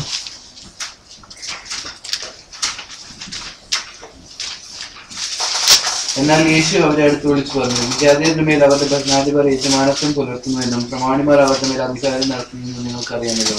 ഇത് നിങ്ങളുടെ ഇടയിൽ ഉണ്ടാകരുത്. നിങ്ങളിൽ വലിയവനാകാൻ ആഗ്രഹിക്കുന്നവൻ നിങ്ങളുടെ വൃദ്ധനാകണം. നിങ്ങളിൽ ഒന്നാമനാകാൻ ആഗ്രഹിക്കുന്നവൻ നിങ്ങളുടെ അടിമയാകണം. അതെ, ഇത് നമ്മൾ അതിന്റെ ഒരു ക്രിസ്ത്യ പ്രമാണം. ഒന്നാമൻ എന്ന് പറഞ്ഞാൽ നമ്മളിപ്പം എന്താ പറയുന്നത്, MLA മന്ത്രിയാകുന്ന പോലെയുള്ള കാര്യമല്ല. Spiritually if you want to become big, നമ്മൾ ആത്മീയമായിട്ട് വളർച്ച പ്രാപിക്കും. അല്ലാതെ ഈ കൂട്ടത്തില് സഭയാണെങ്കിൽ അതിനകത്ത് 1ാം സ്ഥാനം 2ാം സ്ഥാനം എന്നുള്ള അർത്ഥത്തിലല്ല കർത്തവ്യം. നമ്മൾ ആത്മീയമായിട്ട് ഏറ്റവും ഉന്നതന്മാരായിട്ട് നമ്മളെല്ലാം ആഗ്രഹിക്കേണ്ടതാണ്. ഒന്നാമനാകണം നമ്മളെല്ലാവരും ആഗ്രഹിക്കേണ്ടതാണ്. ഏറ്റവും ഉയർന്നു വരണമെന്ന് ആഗ്രഹിക്കേണ്ടത്. അതിനുള്ള ക്രിസ്ത്യ മാർഗത്തിൽ ആത്മീയ വളർച്ച പ്രാപിക്കണമെങ്കിൽ ഒരേ ഒരു മാർഗ്ഗമുള്ളൂ. Let us have a heart of the slave. ഏറ്റവും താഴ്ന്നവൻ എന്നുള്ള ഹൃദയാവസ്ഥ കർത്താവ് അത് കാണിച്ചു തന്നു. കർത്താവ് 12-13 പേരുണ്ടായിരുന്നതിൽ കർത്താവ് ആ 12 പേരുടെയും കാല് കഴുകി അവരുടെ ദാസനാണെന്ന് കാണിച്ചു കൊടുത്തു. ഇവിടെ കർത്താവ് പറഞ്ഞിരിക്കുന്നത് 28ാം സെന്റൻസിൽ, മനുഷ്യപുത്രൻ വന്നിരിക്കുന്നത് പോലെ സേവിക്കപ്പെടാനല്ല സേവിക്കാനാണ്, അനേകർക്ക് വേണ്ടി സ്വജീവൻ വീണ്ടെടുപ്പ് വിലയായി നൽകാനാണ്. അപ്പം ഈ ദൈവത്തിന്റെ വചനത്തിൽ റിപ്പീറ്റഡ് ആയിട്ട് പറഞ്ഞിരിക്കുന്ന കാര്യം, ഇപ്പം നമ്മളൊരു ഡൊമസ്റ്റിക് ലെവൽ എടുത്തു, വീട്ടിൽ ഭാര്യ ഭർത്താവ് മക്കൾ ഓരോരുത്തർക്കും ഈ ആറ്റിറ്റ്യൂഡ് ഉണ്ടായിരിക്കണ്ട. ഭർത്താവ് വിചാരിക്കണം ഞാൻ ഭാര്യയുടെ ദാസനാണ്, ഭാര്യ വിചാരിക്കണം ഭർത്താവിന്റെ ദാസനാണ്, മക്കൾ കുഞ്ഞു മക്കളായിക്കോട്ടെ അപ്പനും അമ്മയും വിചാരിക്കുക ഐ ആം ദെയർ സെർവൻസ്. നമുക്ക് ഈ ഗലാത്യ ലേഖനം എടുത്ത് നോക്കി, ബൈബിൾ എഴുതിയേക്കുന്ന സമയം ചിരിക്കണ്ട, ഞാൻ ഇതിനകത്ത് എഴുതിയേക്കുന്ന കാര്യം. ഞാൻ പറയും ഭാര്യയുടെ ദാസനാണെന്ന് ഞാനിങ്ങനെ വിചാരിക്കാൻ പോയിട്ടില്ലെന്നാല് എന്താ ചെയ്യും? ഗലേഷ്യൻസ് 5:13 എന്ന് വായിച്ചു. സഹോദരരെ, സ്വാതന്ത്ര്യത്തിലേക്കാണ് നിങ്ങളെ വിളിച്ചിരിക്കുന്നത്. എന്നാൽ ജലത്തിന്റെ അഭിലാഷങ്ങൾക്ക് വേണ്ടി ഈ സ്വാതന്ത്ര്യം ഉപയോഗിക്കരുത്. മറിച്ച് സ്നേഹത്തിലൂടെ അന്യോന്യം ദാസരായി വർത്തിക്കുക. ഇതെല്ലാവർക്കും ഉള്ള കൽപ്പന. ഇപ്പൊ സഭയിലാണെങ്കിലും കുടുംബത്തിലാണെങ്കിലും നമ്മളെ വേറെവർ യു ആർ ഗോയിങ്, ഇപ്പൊ നമ്മളൊരു സെക്യുലർ ജോബിൽ ചെല്ലുവാണെങ്കിൽ you should have that heart. ഹൃദയത്തിൽ ആ ഒരു ആറ്റിറ്റ്യൂഡ് നമുക്കുണ്ട്. നമ്മൾ ചെല്ലുന്നിടത്തെല്ലാം കർത്താവിന്റെ കാര്യം നമ്മോട് കൂടെ ഉണ്ടായിരിക്കും. ലോകപ്രകാരം ചിലപ്പം നമ്മളെ അത് ആൾക്കാർ പുച്ഛിച്ചെന്നിരിക്കും.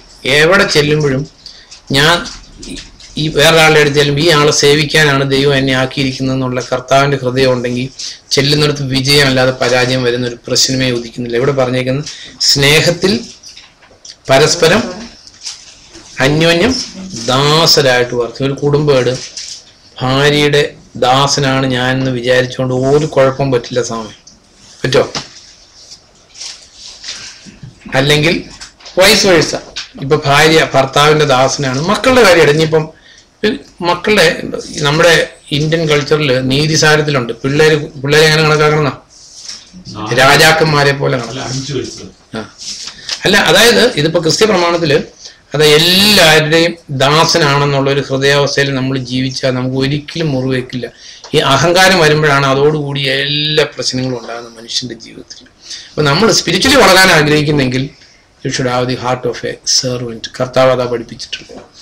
ദെൻ ഈ ഭാര്യ ഭർത്തൃ ബന്ധത്തെ കുറിച്ച് എപ്പോഴും നമ്മൾ പറയാറില്ല, ഇങ്ങനെ പറയില്ലേ, ഭാര്യമാരെ നിങ്ങൾ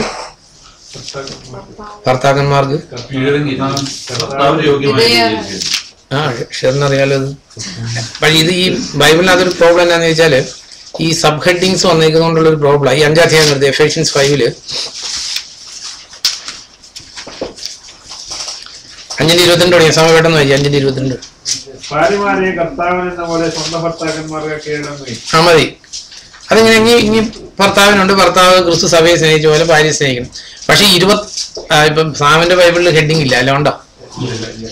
പക്ഷെ അത് 21 തുടർച്ച. 21 വായിച്ച സമയം ക്രിസ്തുവിന്റെ ഭയത്തിൽ അന്യോന്യം കീഴ്പ്പെട്ടിരിക്കും. ഇത് കഴിഞ്ഞിട്ട് ഈ അംബ്രാലയുടെ അണ്ടറില ബാക്കി എഴുതിയേക്കുന്ന കംപ്ലീറ്റ്. ഈ കൊടയ്ക്ക് കീഴില്ല. ഏത് കൊടയേതാ? ക്രിസ്തുവിനോടല്ല, ക്രിസ്തുവിനോടുള്ള ആദരവിൽ നിങ്ങൾ അന്യോന്യം വിധേയരായിരിക്കുക. ഭാര്യ ഭർത്താവിന് വിധേയായിരിക്കുക, ഭർത്താവ് ഭാര്യയ്ക്ക് വിധേയായിരിക്കുക, മക്കൾ വിധേയരായിരിക്കുക. ഇവിടെ ഈ ഭാര്യയും ഭർത്താവിന്റെ കാര്യങ്ങൾ മാത്രമല്ല, ഈ ക്രിസ്തുവിനോടുള്ള ആദരവിൽ നിങ്ങൾ അന്യോന്യം വിധേയരായിരിക്കുക എന്ന് പറഞ്ഞിട്ട് 1-2 റിലേഷൻ അല്ല. ഭാര്യ, ഭർത്താവ്, മക്കള്, അടിമകള്, യജമാനന്മാര്, ഇതെല്ലാം ഉണ്ട്. ഈ 6ാം അധ്യായത്തിന്റെ എവിടം വരെയാ? 6-9 വരെ ഈ 21ന്റെ അടിയിലേക്കുള്ള. നമ്മൾ 21നെ വായിക്കുമല്ലോ, അത് മാറ്റി നിർത്തി. ഇങ്ങനെ നമുക്ക് ദൈവവചനം നമ്മൾ കോട്ടിക്കളയുന്നു ഇങ്ങനെ പലപ്പോഴും. കാരണം ഈ 21ന്റെ ഈ ഷെൽട്ടറിന്റെ അണ്ടറിൽ ഇതിനാൽ നയിക്കപ്പെടേണ്ടത് ബാക്കിയുള്ള എല്ലാ റിലേഷനും. അതായത് ക്രിസ്തുവിനോടുള്ള ആദരവിൽ എന്താ ലിസി? ക്രിസ്തുവിനോടുള്ള ആദരവിൽ അന്യോന്യം വിധേയരായിരിക്കുക. അടുത്ത സെന്റൻസ് വായിച്ചു. ഭാര്യമാരെ കർത്താവിന് എന്ന പോലെ ഭർത്താക്കന്മാർക്ക് വിധേയരായിരിക്കുക. ഇതിന്റെ മുകളിൽ മറ്റതുണ്ട്. ഏതാ?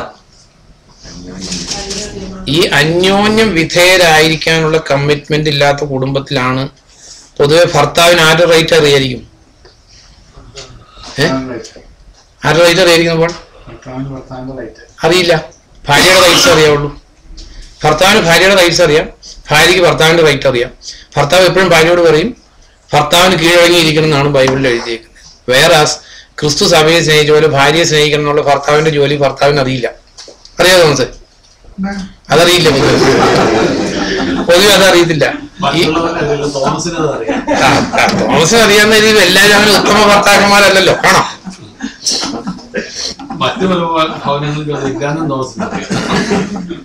അപ്പോ ഈ അവനവന്റെ ഡ്യൂട്ടി അവനവൻ ചെയ്യുമായിരുന്നെങ്കിൽ എല്ലാം സ്മൂത്ത് ആയിട്ട് പോയനെ. പക്ഷെ ഇതിനെല്ലാം കവർ ചെയ്യുന്ന മുകളിലുള്ള അംബ്രേലയാണ് ക്രിസ്തുവിനോടുള്ള ഭയത്തിൽ, ക്രിസ്തുവിനോടുള്ള ആദരവിൽ അന്യോന്യം ദാസന്മാരായിട്ട് വർത്തിക്കും. ഇതിനെല്ലാം തടസ്സമായിട്ടുള്ള ശക്തി എന്ന് പറയുന്നത് മനുഷ്യന്റെ അഹങ്കാരമാണ്. തോമസ്, ആദ്യ പാപം എന്താ മനുഷ്യന്റെ അല്ല, ലോകത്തിലെ യൂണിവേഴ്സിലെ ആദ്യത്തെ പാപം അഹങ്കാരമാണ്. ആദ്യത്തെ പാപം അഹങ്കാര. യൂണിവേഴ്സിലെ മനുഷ്യന്റെ അല്ല ഞാൻ പറഞ്ഞു. അതായത് ലൂസിഫറിന്റെ പാപം അഹങ്കാരമായിരുന്നു, അല്ലേ? അപ്പൊ ഇന്ന് ഈ ലോകത്തിൽ കാണുന്ന എല്ലാ ഈവിടും അഹങ്കാരത്തിൽ നിന്നുണ്ടായത്. ഒരു കുടുംബയുടെ വ്യക്തിപരമായിട്ടുള്ള ജീവിതം, ഏത് ജീവിതം എടുത്താലും. കാരണം റൂട്ട് കോസ് അതാ. പേപ്പട്ടി വിഷത്തിന് ആന്റിബയോട്ടിക് കൊടുത്ത ഗുണം കിട്ടില്ല, കിട്ടുമോ?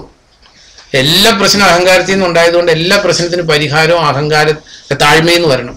അതുകൊണ്ടാണ് ലൂസിഫർ എന്ത് ചെയ്തു? ഞാൻ എന്ന് പറഞ്ഞ് മുകളിലോട്ട് പോയി. കർത്താവ് നേരെ അവിടുന്ന് താഴോട്ട് വന്നു. താൻ ദൈവത്തോടുള്ള സമത്വം മുറുകെ പിടിക്കാതെ തന്നെത്താൻ താഴ്ത്തി ഇങ്ങോട്ട് വന്നു. ലൂസിഫർ ഇവിടുന്ന് ഈ ആക്കിയിരിക്കുന്ന എസ്റ്റേറ്റ് വിട്ടിട്ട് പൊക്കി മുകളിലോട്ട്. ഈ 2 സ്പിരിറ്റ് നമ്മളെ ഇൻഫ്ലുവൻസ് ചെയ്യാനായിട്ട് നോക്കും. അപ്പൊ കർത്താവിന്റെ ആത്മാവാണ് നമ്മളെ ഇൻഫ്ലുവൻസ് ചെയ്യുന്നതെങ്കിൽ നമ്മൾ ഏത് പൊസിഷനിലുള്ളവനാണെങ്കിലും ക്രൂശിതനായിട്ടുള്ള കർത്താവിന്റെ മുഖം കണ്ടു കഴിയുമ്പോൾ നമ്മൾ പതുക്കെ പത്തി മടക്കും. താണ് വരും. ഈ 2 ശക്തിയാണ്. കാരണം അപ്പം നമ്മൾ അറിയേണ്ട ഒരു കാര്യം, എല്ലാ ഈവിളിന്റെയും കാരണം അഹങ്കാരമാണ്. ലൂസിഫർ കാരണം ഫ്രീ വില്ലില്ല മാലാഖമാരെയും ദൈവം സൃഷ്ടിച്ചു. അപ്പൊ ഫ്രീ വില്ല് ഉപയോഗിച്ചുകൊണ്ട് ദൈവത്തിനെതിരെ ഉയരാനായിട്ട് അഹങ്കാരം എവിടെയുണ്ടോ അവിടെ ആ കൂടെ പിശാചുണ്ട്. പിശാചിന് ഏറ്റവും ഇഷ്ടപ്പെട്ട ക്യാരക്ടർ. ബാക്കിയുള്ള എല്ലാം വ്യഭിചാരികൾ രക്ഷപ്പെട്ടിട്ടുണ്ട്, കൊലപാതകികൾ രക്ഷപ്പെട്ടിട്ടുണ്ട്. എല്ലാ പാപത്തിനും പരിഹാരമുണ്ട്. പരിഹാരം ഇല്ലാത്ത ഏക പാപം ജെറമിയ 50:32 വായിച്ചാൽ. ജെറമിയ 50:32 സത്യവേദോസ്തം കൂടി ഒന്ന് വായിക്കാം.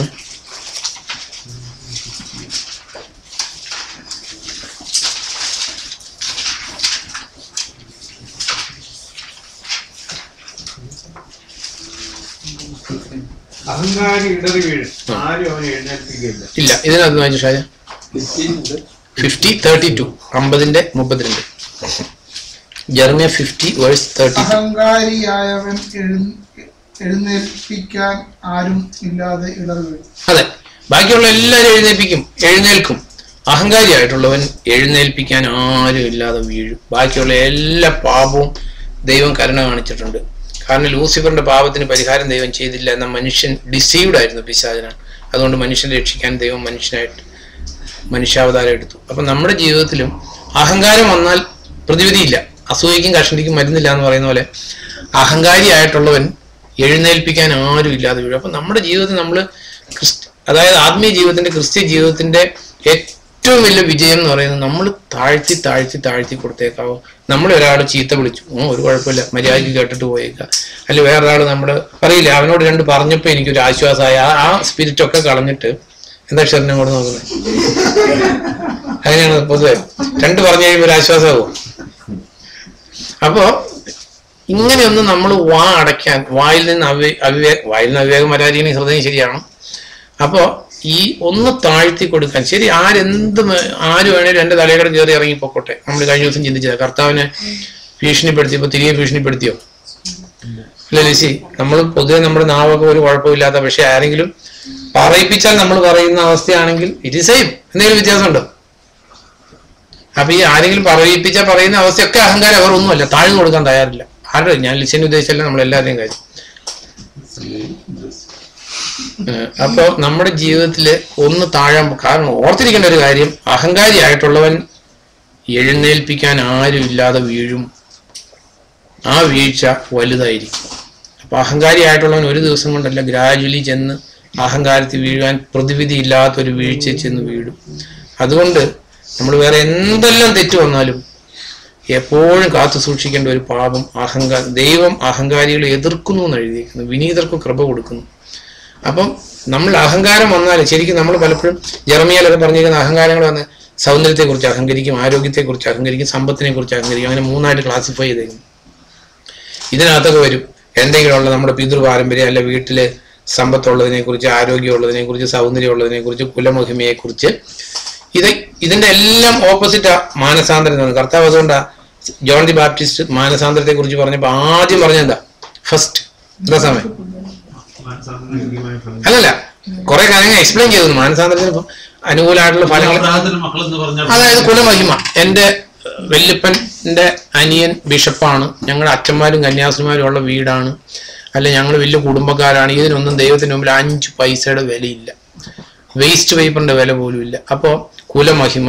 പിന്നെ വിദ്യാഭ്യാസം എന്ന് പറഞ്ഞാൽ കർത്താവിന് ഒരു വിദ്യാഭ്യാസം ഇല്ലായിരുന്നു ബൈബിളിൽ എഴുതിയേക്കുന്നത്, അപ്പസ്തോലന്മാർക്ക് ഇല്ലായിരുന്നു. ഇനി അതുകൊണ്ട് ലോകത്തിലെ വലിയ വിദ്യാഭ്യാസം ഉണ്ടെന്ന് പറഞ്ഞ് നെകളിക്കാൻ പോകാനാണെങ്കിൽ കർത്താവിന്റെ രാജ്യത്തും ഒരു വിലയും കിട്ടത്തില്ല. You will be totally rejected. വിദ്യാഭ്യാസം. പിന്നെ ആരോഗ്യം നോക്കി, വേറെ ദിവസം നല്ല ആരോഗ്യമുള്ള ആളായിരുന്നു, ഒരു ദിവസം കൊണ്ട് പടഞ്ഞു വീണ് മരിച്ചു. ഉസായിക്കും ആരോഗ്യം കുറവൊന്നും ആയിരുന്നിരിക്കില്ല, നമുക്കറിയത്തില്ല. എന്താണേലും പേടം പിടിച്ചു നിർത്താനുള്ള ഒരു ശക്തി ഉണ്ടായിരുന്നു, എവിടെ പോയി? അപ്പോ മനുഷ്യനുള്ള എന്തിനെ കുറിച്ചെങ്കിലും, ഈ മക്കളെ കുറിച്ച്, മക്കളും മിടുക്കരായി അതിനെക്കുറിച്ച് അഹങ്കരിക്കുകയാണെങ്കിൽ നമ്മൾ അറിയേണ്ട കാര്യം, ദൈവം സൗജന്യമായിട്ട് തന്നിട്ടുള്ള എന്തിനെ കുറിച്ചെങ്കിലും അഹങ്കരിച്ചാൽ മനുഷ്യന് പ്രിയങ്കരമായതിന് ദൈവം ചീതൽ പോലെ തിന്നൊടുക്കുന്നുള്ള കാര്യം അറിയേണ്ട ഒരു കാര്യം. എന്തിനെ കുറിച്ചെങ്കിലും അഭിമാനിക്കാൻ ദൈവം അനുവദിച്ചേക്കുന്ന ഒരേ ഒരു കാര്യമുള്ളൂ, കർത്താവിനെ അറിയുന്നു എന്നുള്ളൊരു കാര്യം. ഒന്ന് ആലോചിച്ച് നോക്കും. ഈ ലോകത്തുള്ള മനുഷ്യര് ദൈവമല്ലാത്തതിന്റെ പിറകെ ദൈവം എന്ന് പറഞ്ഞ് നടക്കുമ്പോൾ ഈ സൃഷ്ടാവിനെ അടുത്തറിയുന്നു, ദൈവത്തിന്റെ മക്കളായിരിക്കുന്നു, ദൈവത്തിന്റെ പ്രിയ മക്കളായിരിക്കുന്നു. ഇതിനേക്കാൾ കൂടുതൽ അഭിമാനിക്കാനായിട്ട് നമുക്കൊന്നുമില്ല. അപ്പൊ നമ്മുടെ ജീവിതത്തിൽ നമ്മൾ ഓർത്തിരിക്കേണ്ട ഒരു കാര്യം, ഈ അപ്പസ്തോലന്മാർ പറഞ്ഞ പ്രാഗൽഭ്യത്തിലേക്ക് വളരണമെങ്കിൽ ദാനിയേലിന്റെ പ്രാഗൽഭ്യം, ദാവീദിന്റെയും പ്രാഗൽഭ്യമുണ്ട്. ഈ ദൈവത്താൽ ഞാൻ ഈ മതിൽ ചാടിക്കിടക്കും. ഗോലിയാത്തിനെ കണ്ടപ്പോൾ പേടിച്ച് നിൽക്കുകയല്ല ചെയ്തവർ. സിംഹത്തിന്റെയും കരടിയുടെയും ഹസ്തങ്ങളിൽ നിന്ന് എന്നെ വിടുവിച്ച ദൈവം ഈ ഫെലിസ്ത്യന്റെ കയ്യിൽ നിന്ന് എന്നെ വിടുവിക്കും. ഇവന്റെ മാംസം ഇവിടെ പക്ഷികൾക്ക് തിന്നാൻ കൊടുക്കുന്നു. ഇത് സംഭവിക്കുന്നതിന് മുമ്പേ പറയണമെങ്കിൽ കർത്താവുമായിട്ട് ബന്ധം വേണം. ഏലിയ പറഞ്ഞു, ഞാൻ സേവിച്ചു നിൽക്കുന്ന ഇസ്രായേലിലെ ദൈവമായ കർത്താവാണ് ഇനി ഞാൻ പറഞ്ഞിട്ടല്ലാതെ ഇവിടെ മഞ്ഞും മഴയും പെയ്യത്തില്ല. അപ്പം അപ്പസ്തോലന്മാർക്കുണ്ടായിരുന്ന പ്രാഗൽഭ്യം, വിശുദ്ധന്മാർക്കുണ്ടായിരുന്ന പ്രാഗൽഭ്യം, പഴയ നിയമത്തിലെ പ്രവാചകന്മാർക്കുണ്ടായിരുന്ന പ്രാഗൽഭ്യത്തിൽ നമ്മളും ജീവിക്കണമെന്ന് ദൈവം ആഗ്രഹിക്കുന്നത്. നമ്മളിൽ ആ അഹങ്കാരത്തെ അങ്ങ് കളഞ്ഞിട്ട് കർത്താവിൻ്റെ കയ്യിലൊരു ആയുധമായിട്ടിരുന്നാൽ കർത്താവിൻ്റെ ശക്തി നമ്മളിലൂടെ പ്രവഹിക്കും. അപ്പോൾ ഈ പ്രാഗൽഭ്യത്തിലേക്ക് നമ്മൾ വളരണമെങ്കിൽ ദൈവസന്നിധി താഴ്ത്തി കൊടുക്കുക, പരസ്പരം താഴ്ന്നു കൊടുക്കുക, പരസ്പരം ദാസരായിട്ട് വർദ്ധിക്കുക. കുടുംബത്തിൽ, പ്രൈമറിലി കുടുംബത്തിലാണ് നമ്മൾ ഇന്നയാളുടെ ബോസാണ് അല്ല ഇന്നയാളേക്കാൾ കൂടിയതാണെന്നൊന്നും വിചാരിക്കാതെ ലോവസ്റ്റ് പ്ലേസ്, ഏറ്റവും താഴ്ന്ന ഇരിപ്പിടത്തിൽ ഏറ്റവും താഴ്ന്നതാണ് എന്നുള്ള ഹൃദയാവസ്ഥയെ ജീവിച്ചാൽ നമ്മളെ തന്നെ താഴ്ത്തുമ്പോൾ ദൈവം